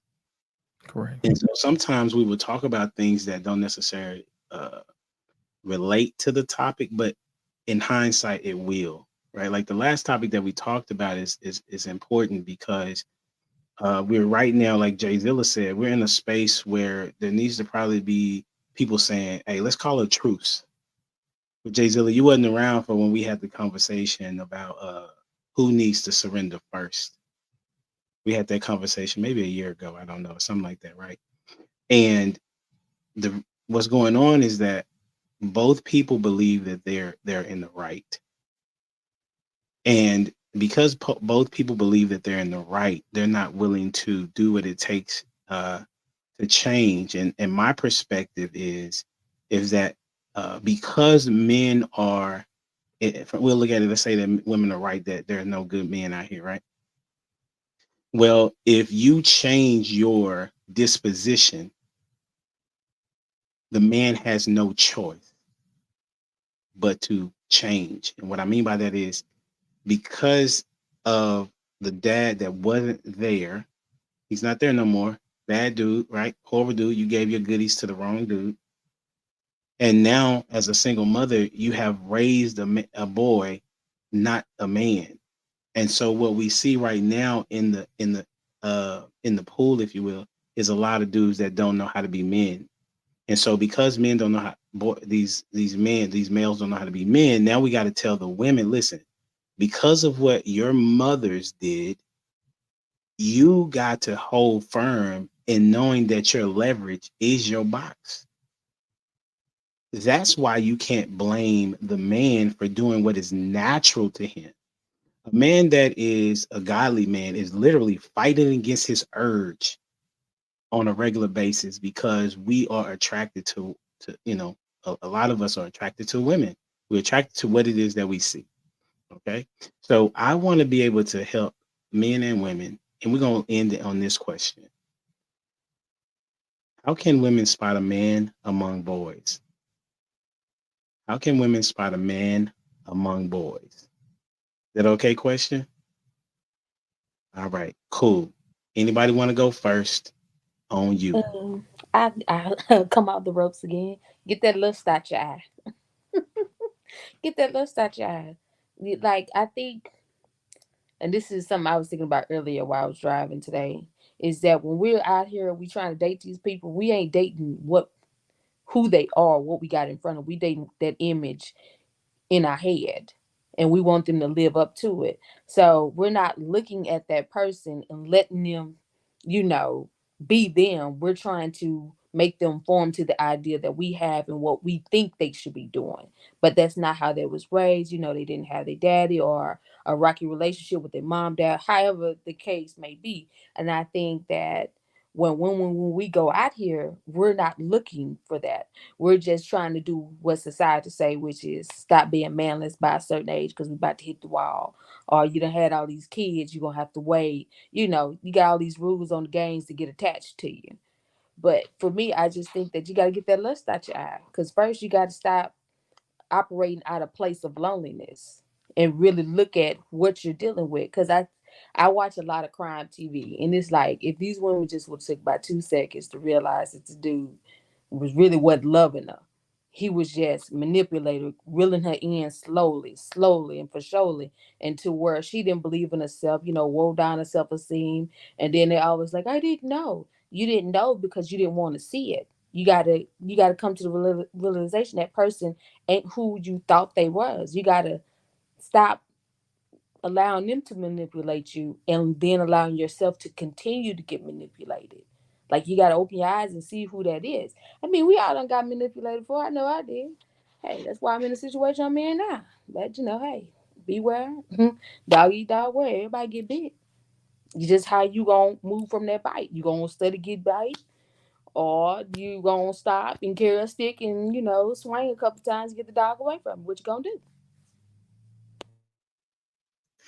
Anybody got next with a good perspective? See, this is exactly why I ask people to call up. What I'm gonna do? I'll go. How can women spot a man amongst boys?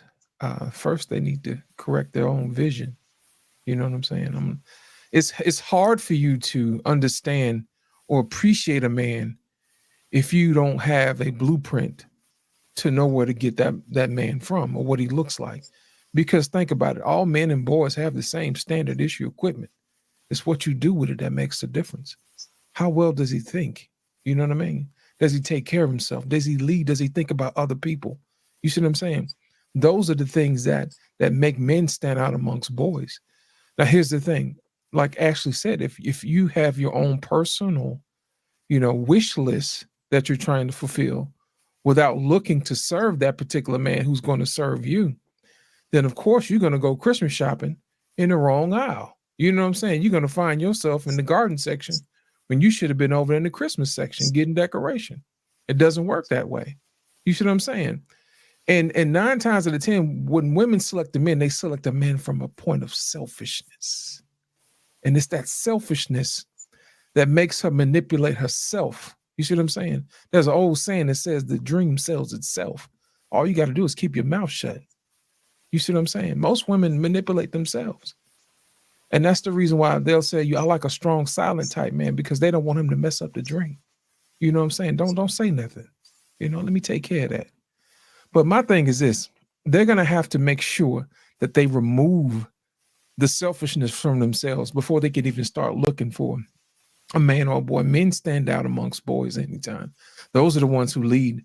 Those are the ones who take care of other people. You know what I'm saying? But it's up to you to look past that selfishness that you're looking to feel, because the men do the same thing as boys do initially, but over time it's what reveals itself. And I think what happens is most women like to fulfill that particular fantasy first.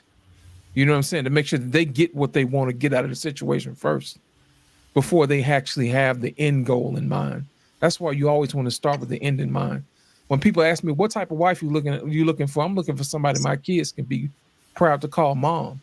And I work my way backwards that way. You see what I'm saying? Because anybody could look good, But I just need to know if you're going to be good. And for me to do that, I have to close my eyes and listen. And I'm asking women to do the same thing. Close your eyes and listen. And then you'll discover the difference between men and boys if you use your ears instead of your eyes. That's what's up. I'm not as long-winded as Lost. I'm gonna keep it simple. You know, that man's a poet. He's a poet. You know what I mean? But no, simply, integrity and discipline. You know, you want to find your man. It's the man with integrity. It's the man with discipline. Other than that, if they don't got them two things, it don't matter how much money they got. Whatever, integrity and discipline will have you picking the right man every time. So I'll just speak it like that. That's what's up. Who got next?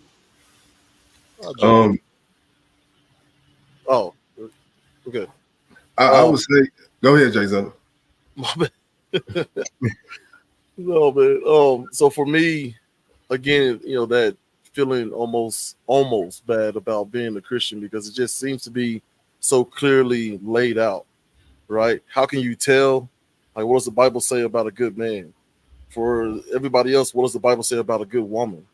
And then what about all those examples of the people who are the women in the Bible who aren't behaving in an honorable way, and the men in the Bible who aren't behaving in an honorable way? So for me, it's very clear cut. But for people outside of that religion, you can still look at the Bible for wisdom. Those things that it talks about, the fruit of the Spirit and being able to tell a tree by the fruit that it bears. I was just talking to someone about the significance of the fig tree being used in an example where Christ looks far off, he sees a fig tree, he's like, oh, okay, let's go get something to eat, because he can see the leaves. He gets up there and it's bared no fruit. Well, the properties of a fig tree, they rarely show their leaves without also producing fruit. So this was a strange thing to actually happen. And so when Christ cursed the tree, he also goes to, Israel looks at the temple, and it's the same thing. From far off, it looks like a holy place. And it gets closer only to realize, oh wow, this is some hot garbage. And he's whipping people out and flipping tables. So how can you tell? You look and see if they're patient with not just you, but with others. Look to see if they're kind, if they're trying to season their words with soft, being gentle with you as a woman, right?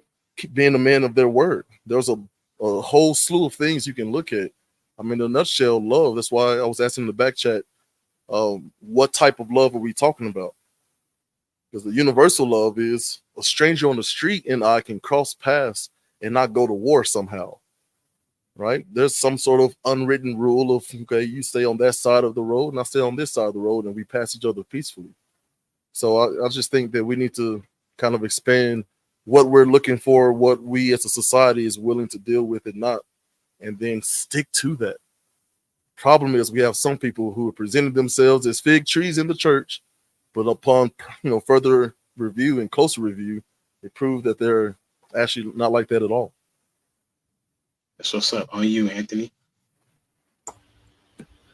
I would say, I had this quote. I said, the value of a man is measured by what his time is spent on. So when you're able to spot what is he doing, what are his actions, where's the majority of his time spent? Is it on bullshit or is it on something solid? So therefore, oh, this is a good dude. He's holding down his himself. Basically, he's living out here. He's moving. He has these certain manly qualities. Versus, oh, I see him every time I see him. He in the club. Well, why are you in the club? You in the lounge too. You know what I'm saying? So yeah, like Lost was saying, you need to look different places for the type of man that you want, and where is his time spent. That's where I would say. That's good. Alicia. That's what I was gonna say. How he spends his time and what he values. A man would be spending their time basically moving forward or future focused, doing things that are going to put him and his loved ones in a position, in a better position, a growing position. I think men are the ones, somebody brought it up earlier, don't always have to act on sex when they meet a woman. They love sex, but that's not priority for them all the time versus a boy. Yeah, you that's off top. That's what they pretty much looking for. But I think a man can kind of discern, even if they're able to turn it down if they foresee a situation of this is going to be a problem, or this ain't, this isn't where it is. So a man is able to do those things, make better decisions. I would say their decision making. That's what's up. I think Jamie, did you go? I don't have any input, to be honest. I think everything gave answers that seem really good, but the reality of it is how long do you sit and watch somebody's fruit?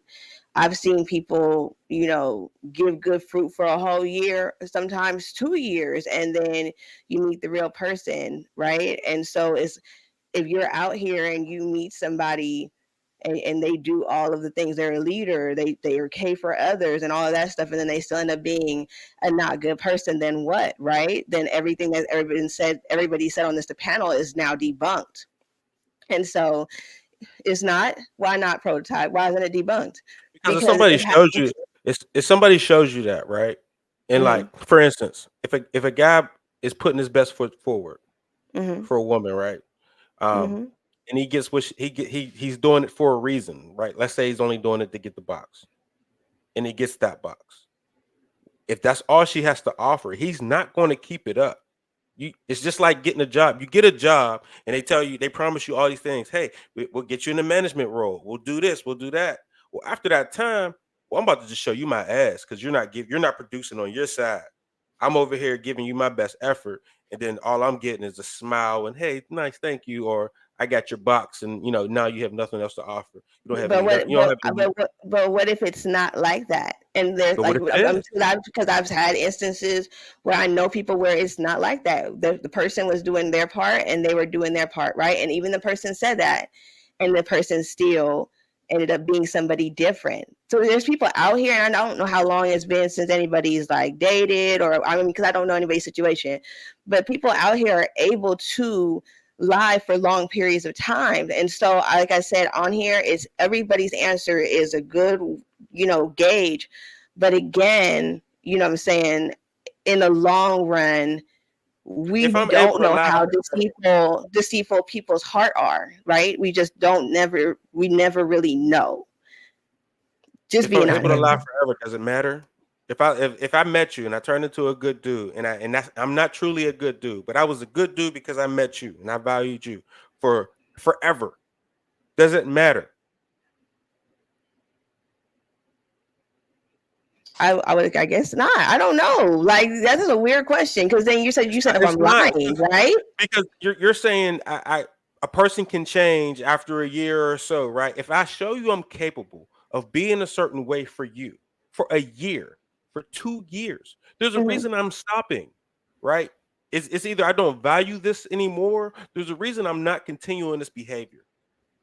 But if I'm a bad person inside and I choose to lie forever, right? Like Christians, we are who we are. But when we become saved, we fight to be something, to be Christ-like. It's a lifelong journey, right?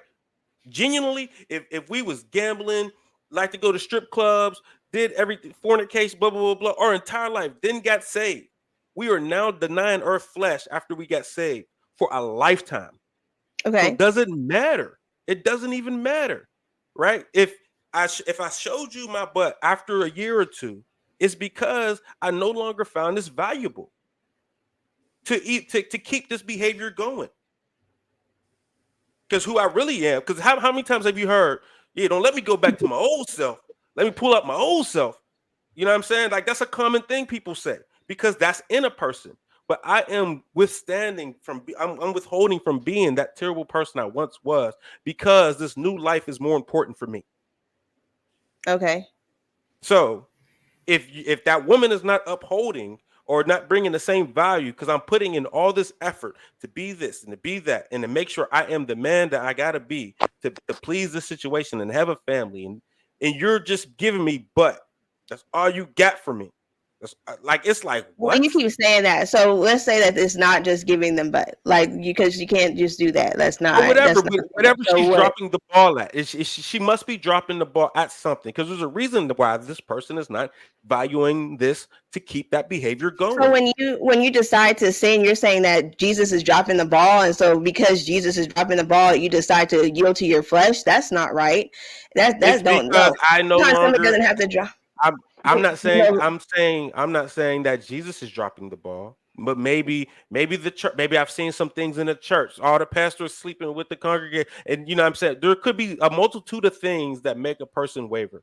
You know Right. what I mean? Well, then what you're saying is that you're not fully surrendered to the process of the situation when the person is contingent, because I mean you can't continuously want to serve God. That's a choice that you make every day because you know that He is the Alpha and the Omega, and He could, I mean, if He wanted to do this to you, right? But why would you? What's up, Lost? I see you shaking your head. But I'm just saying, like, it's a choice to serve God every day. It's a choice to pick up your cross daily and do that and surrender to Him. But to say a woman is dropping the ball and that's why somebody decides to stop being good, that's not fair either. Maybe somebody was pretending. It's very fair because it's a matter of if I'm treating you a certain way in hopes of getting a woman thinking you're a woman of this or that, or I have to unlock some trust, or I have to lock these things from you as a woman. I'm thinking on the other side, I'm getting a good woman. And if you never show me that good woman after all this work I've put in, well, I quit. Now I'm here just to be here. Now I'm giving you the bare minimum because you're not holding up your end of the deal. What I expect of it as a wife, as a partner, or whatever. A lot of men we suffer in silence. That's how a lot of men get married, thinking like, oh, now that I marry her, she's going to be this way. She's going to be a wife. I'm gonna be a husband, but then like, dang, she ain't doing this. She's not changing. She's not upholding her part of the deal. You know what? I'm gonna go to work, sit on the couch, and be mute. Don't that work? Jamie, doesn't that work the other way? Isn't that the reason why women are leaving? Because they're now unhappy. Like the man is not fulfilling what he said he was going to be doing. Isn't that why women break up with dudes? Right, because I didn't sign up for what. So, I mean, like I don't know. I don't know what reason they give, but usually to me, what I've heard from like my clients too is because they're cheating. So I'm not quite sure that wasn't what they signed up for, was to be cheated on. So every woman. The way I'm looking at that. So let me get this right. So the 10 women that you I don't know how many, but I'm just giving a number. So out of the 10 women, you're saying the reason why they left was because the guy cheated. Lies and cheating. So it's either they lie too much, right? But and listening earlier, it seems like if a man feels shamed, maybe that's where the lies may come in to kind of be done with the conversation, is what I was trying to rationalize in my head.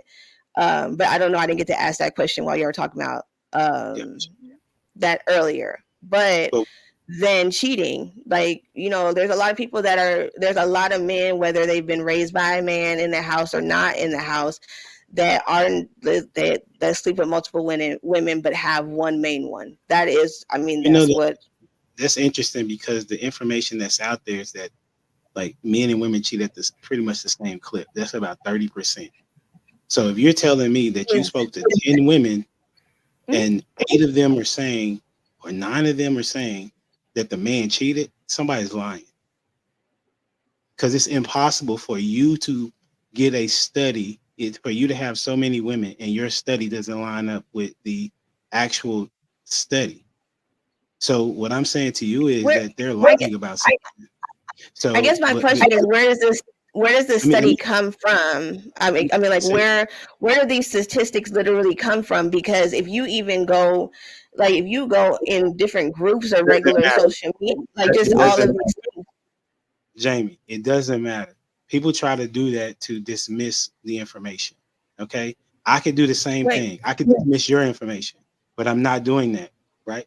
I'm saying based on the study, you can go CDC. Okay, you can go Black demographics. You can go find a study and you can click on right now. You can literally say what's the percentage of people that get that men and women are cheating, and it will not say 90%. It will not say 80%. What I'm saying to you is that the women that you're talking to are lying to you, okay? Because in order to make sure that they're being honest, that man would need to be there, okay? And I'm saying to you that what Prototype was trying to communicate is that a man, a honorable man, cannot keep up integrity if he doesn't have integrity. And the other thing is, if you're dealing with a dude that's not in the church in some regard, and he's talking to you about who God is to him, and his faith is, especially if you're saying you're a Christian, there's no way that he should even be entering into a conversation with you after the first or second conversation. If it's not about Christ, then why are these women allowing dudes to even be in their vicinity if that's what they're saying that they want? But are we talking about women that are in the church only, or are we talking about the general consensus? And that's where this gets confusing, because we're putting attributes on people that don't even know Christ. How can you put an attribute on somebody that doesn't even know Christ? I guess that's my question. And let me break it down to you. The majority of Black women will say that they're Christian. And if I had to get a percentage on it, But we know that's not true. Doesn't matter. We talking about what they say. Okay. So if they're saying that they're a Christian, then why would they operate with a dude that says that he's not even living that lifestyle? We're going based on what she is saying. It will be no different than me talking to a dude and I'm talking to him about he's a godly man. He's saying, I want a godly woman, but he trying to find a woman in the club. It's the same thing. We can't, this is the issue that I be having with a lot of women, is that they don't want to see their error in the scenario of why they can't find a good dude. It's because you're giving trash dudes the opportunity to be around you. That's what's going on. And so I'm saying, and because my question was really a positive question, which was to tell women how they can find a man among boys, because women are saying that they're having a hard time finding it. And so that's why I posed the question.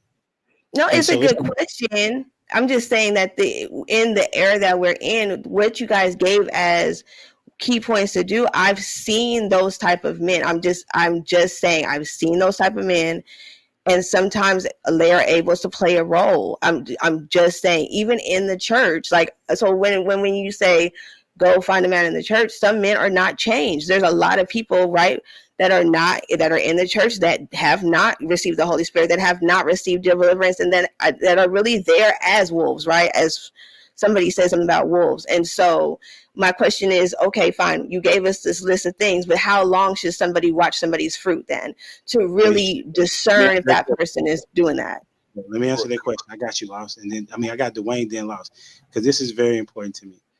Okay. How long should they wait? A woman should already have her own timeline, in my estimation. Right? So if the woman is willing to give up a year of her time, this guy is not able to play listen, if the guy has not said he wants to marry you or talked about marriage within the year, he don't look at you like that. He doesn't see you like that. But women are wanting to make it to where the guy is wanting to marry her. And like I said before, I didn't finish that thought, but this is what I said before. Stop giving up the box. Stop being so concerned that the guy will not be with you because you didn't give him sex. That's your leverage. Because there's something that men are talking about. They call it nut clarity. Y'all dudes with me? Right? Where the man sleeps with you and now he has a realization that, man, I should have saved that. I should have saved that nut, man, because she wouldn't even work that. So now he sees you totally different. Okay? So I am giving you game. And women be like, but man, why can't the man hold out? Because that ain't how we built. That even as a godly man, that's a hard thing. I'm saying you have control. I wish Paradise was back on. Y'all have control over who has sex and who is brought into this world. That's your responsibility. So Okay, so basically, so I want to make sure that we give it a clear. If somebody is doing that, talking to somebody, really they shouldn't have sex until they're married, right? Is that what we're saying? Yep. Okay. All right, cool. That's it. I mean, that's perfect. I just want to make sure, just to be clear, that's what we're basically saying, because if you wait a long period of time, wait a year, you don't get married, he does talk about marriage to you, and then you have sex with him, he could still change his mind prior to the ring, right? So they would need to wait to have sex until they're married. Yes, that's how it was That's it. designed. Okay, good. All right, that's it. Go ahead, Dwayne. Before Dwayne jumps in there. No. I have a question. Come on. Okay. Dwayne, I've been talking for a long time. You know, Jay Zilla like to turn in the moderator, man. He does. I'm gonna get Dwayne. I apologize. Well, no, I don't. It's my show, right? Dwayne, and then Lost. You know, shorten it down if we could, so people can get out of here if we need to. And then Jay Zilla. I felt a little bit of toxic masculinity there. Humble that. I had a moment. No, let me stop playing. So, HD, I like that you said women are not necessarily to blame, but they have a role to play in allowing trash men into their lives, or trash boys. Then I got to thinking, because that was what my answer was going to be, is how can women spot a man amongst boys? Well, it's going from experience. It's what you're exposed to. So the first one is the dad, their dad, right? That's one thing that they don't have control of when they have trash dads, right? So then, as for men, we are supposed to be the ones being able to then set the tone, and also then give the advice, the insight on what to look for, right? And so they not innately will look for a man that's like their dad. So if there's a whole bunch of trash men roaming around here, what do we expect then, right? And yes, there are the situations and circumstances whenever you learn from seeing bad examples, but that's not the majority that learn from seeing bad examples. They're just going to repeat what they saw rather than saying, I don't want to repeat what I saw. So I look at it from that standpoint. Like if these women, or if these young girls have trash dads, they're going to be in turn, they're going to be roaming around looking for trash men. Jamie, I'm gonna set you free, darling, and a lot of women free with this message right here. The reason why a lot of women fail at relationships is because they're expecting perfection from men, and there are no guarantees in life. Get over it. Life will happen. You will get sick. You will get old. There will be days where you have more money than others. You see what I'm saying? The problem is y'all like to hold men to an unattainable standard. But at the same time, when we ask you guys to do the same thing, you falter. You want men to be consistent, but women are some of the most inconsistent creatures on the earth. You can't even make up your mind with what you want to eat from time to time. You see what I'm saying? So my thing is this: in order for you to make sure that you find somebody that's going to be the right person, you got to start with yourself first. You see what I'm saying? And how you do that is you have to practice grace and mercy for other people's inadequacies, just like most men do. Most men will sit up here and we'll listen to you gripe and complain. But at the end of the day, we already know that you're not perfect. So that grace slides into the mortars of those bricks of the relationship. And the problem is women like to get guarantees. And they want to know, I'll give you an example. They want to know, how much money does a man make? Can he sustain a family? You know, all of this type of stuff. Men don't ask women stuff like that. Normally they'll say stuff like, hey, you know, how many kids do you have? That type of thing, because they're looking for any type of breakdown that may collapse the relationship, you know? And they want to know, here's the thing that I noticed too. A lot of men like to talk about women's body count but they don't go into the deep depths of why. They just don't like the fact that a whole bunch of men slept with their women. No, that's not it at all. What happens is the reason why they want to know you haven't slept with a bunch of men is because sometimes your vision of what a man looks like and what he provides is clouded by your previous experiences that were negative. I'll give an example. The other day, we were actually on Black Men Unfiltered podcast, and he had Charleston White play a clip, and the women heard him say one thing, and the men heard him say another, but it was clouded by our vision and our experiences. You see what I'm saying? The men heard what he said crystal clear, but the women said, no, what you're saying is that you should let men just use you. It was like, no, that's not what he said. What Charleston White said was that he learns love from his mother and all the stuff that she had to go through. You see what I'm saying? So it was in that instance, that's the real reason why men don't like women who've had a lot of bad experiences, because they're going to hold you to a standard that you didn't create. You see what I'm saying? So that's the main reason why people like Humble Dad say, make sure that you protect your box. In other words, guard your heart. You know what I'm saying? Even the Bible tells you to guard your heart above all else. You see what I'm saying? And that's why I question a lot of women who say that they're Christian, because I am. And I know I know how you're supposed to move. But if you let anybody into your heart and you don't guard your heart, I know you're not studying.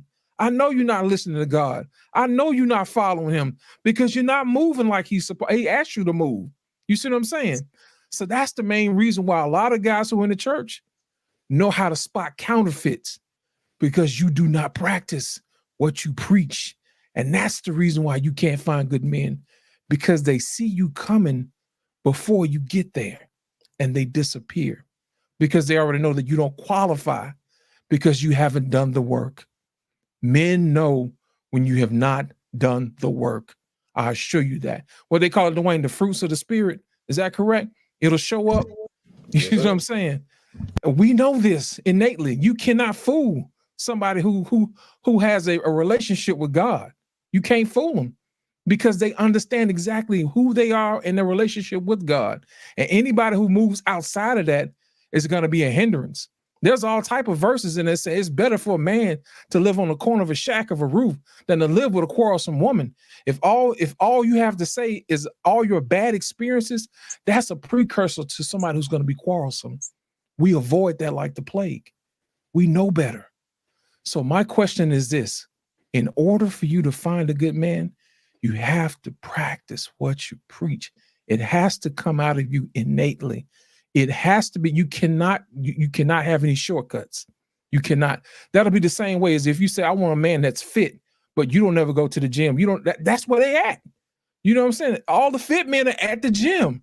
But if you don't ever go to the gym and you don't ever work out and put yourself in that vicinity, you're not going to get a fit man. It's the same way to say, if you go to church, you say you want a godly man, but you don't never go to church. Or if you're there, you don't listen. What's the point? You see what I'm saying? So that's all I'm saying. I'm going to keep this short. Now, I'm going to give you the Baptist version, but at the end of the day, you have to clean out what's inside of you first to clear up your vision so you'll be able to spot the man that you need. And there are no guarantees in life. Please believe that.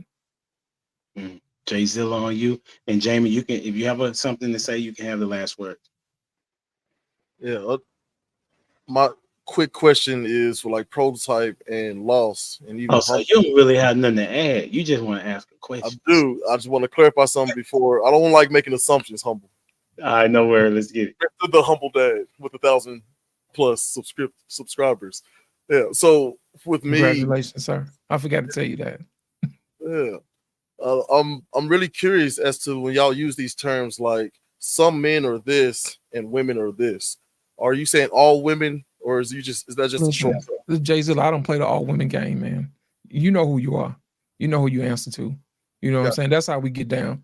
Because if we get bogged down into the whole not all women, not all this. If the shoe fit, wear it. Basically, that's all we're gonna say. You know what I'm saying? You know what you're doing. You know, we're not gonna play the game with not all women. We're not gonna do that. Right, but I'm asking you. This is for you to be the author of. When you say women are like this, I'm asking you: are you saying all women? Why would I say that? The shoe fits. You know who you are. That's Gotcha. all I'm saying. You know who you are. So with me in this question, I think what Jamie was getting at is the mark of a narcissist. And here's the thing about narcissism.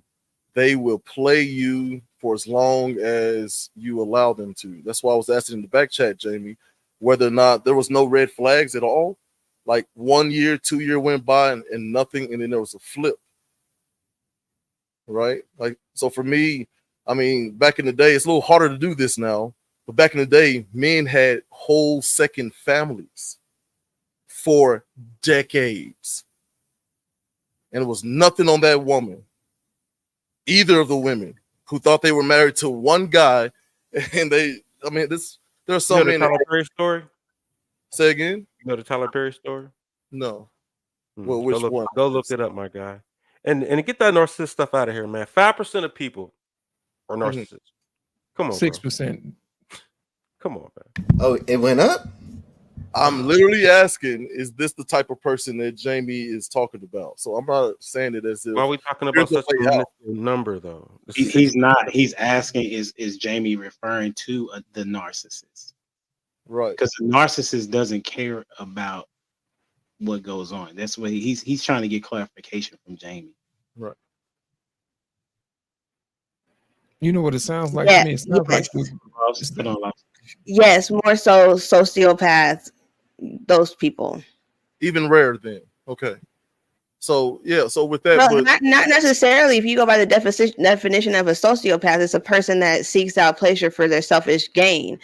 And so that's the basic definition of a sociopath. So if somebody has multiple sex partners or just one night stands on a consistent basis, that is building and creating a narcissistic or sociopathic mindset over time. You desensitize yourself. And so if we give the true basic definition of that, and you I guess look it up, and you can look it up and see the basic definition, our society is creating those type of people because we are saying that it is okay to lay down and sleep with whomever, whenever we feel like it, because that's what we're feeling. That's why I said sometimes it's kind of hard to have these conversations, because are we talking to saved people or are we talking to unsaved people? And then sometimes saved people are doing the same thing in the church. They just laying down with whoever, whenever, whatever feels good to them at the moment. But by doing that, that's why they say the worst sin to do is that of having sex premaritally or just laying down with somebody, because you are combining with that person and therefore you're taking on things from that person. So if you're doing that with multiple people, you do become a little bit what you would call crazy, right? Spiritually crazy, spiritually dead. And so, yes, I would be talking about those people, but I will say that we have a lot more of those people than is documented, because our society is allowing the formation of that by saying it's okay to have multiple sexual partners.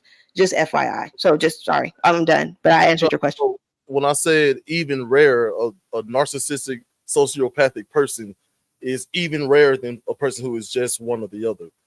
But prototype, why I asked that question with you and Lost was literally to say that if a woman is not holding up her end of the bargain, then the man just starts acting any kind of way to kind of, I don't know, is that to kind of push her out? No, that's not a fair statement. I'm explaining to you why. No, it's a question, the prototype. I'm asking, is that, and he's saying yes and you're saying no. So I'm gonna sit back and just listen. I would say yes. That's because men generally don't lead. We just start acting a fool. So you could be like, oh, because I think men are generally okay with saying I'm the bad guy, right? So we'll accept that to save her face of, oh, you did me wrong, blah blah blah, because it's commonly accepted that men are the abusers in relationships, right? But a woman that's labeled as bad, oh, she's scarred forever. So that's interesting. So what you're saying is, listen. This is what we're gonna do. We're gonna hold that thought, right? Email me or something, or put it in the IG as far as this conversation, because it's a good conversation, right? But I value people's time. Y'all know that, okay? And so I want to be able to not be like the Pentecostal church. Shout out to the Pentecostal churches, right? I want to say I started early so that we can leave early. You feel me? And you see what happened, though. That's the whole point. You know what I'm saying? It's been a dope conversation. Hey, we're gonna let it rest there, and make sure y'all like, share, subscribe to the channel. Until next time, we out here. Deuces.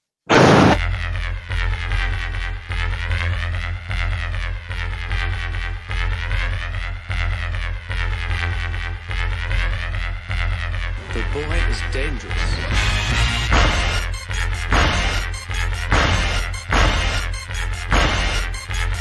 Bad feeling about this. You don't seem to understand something.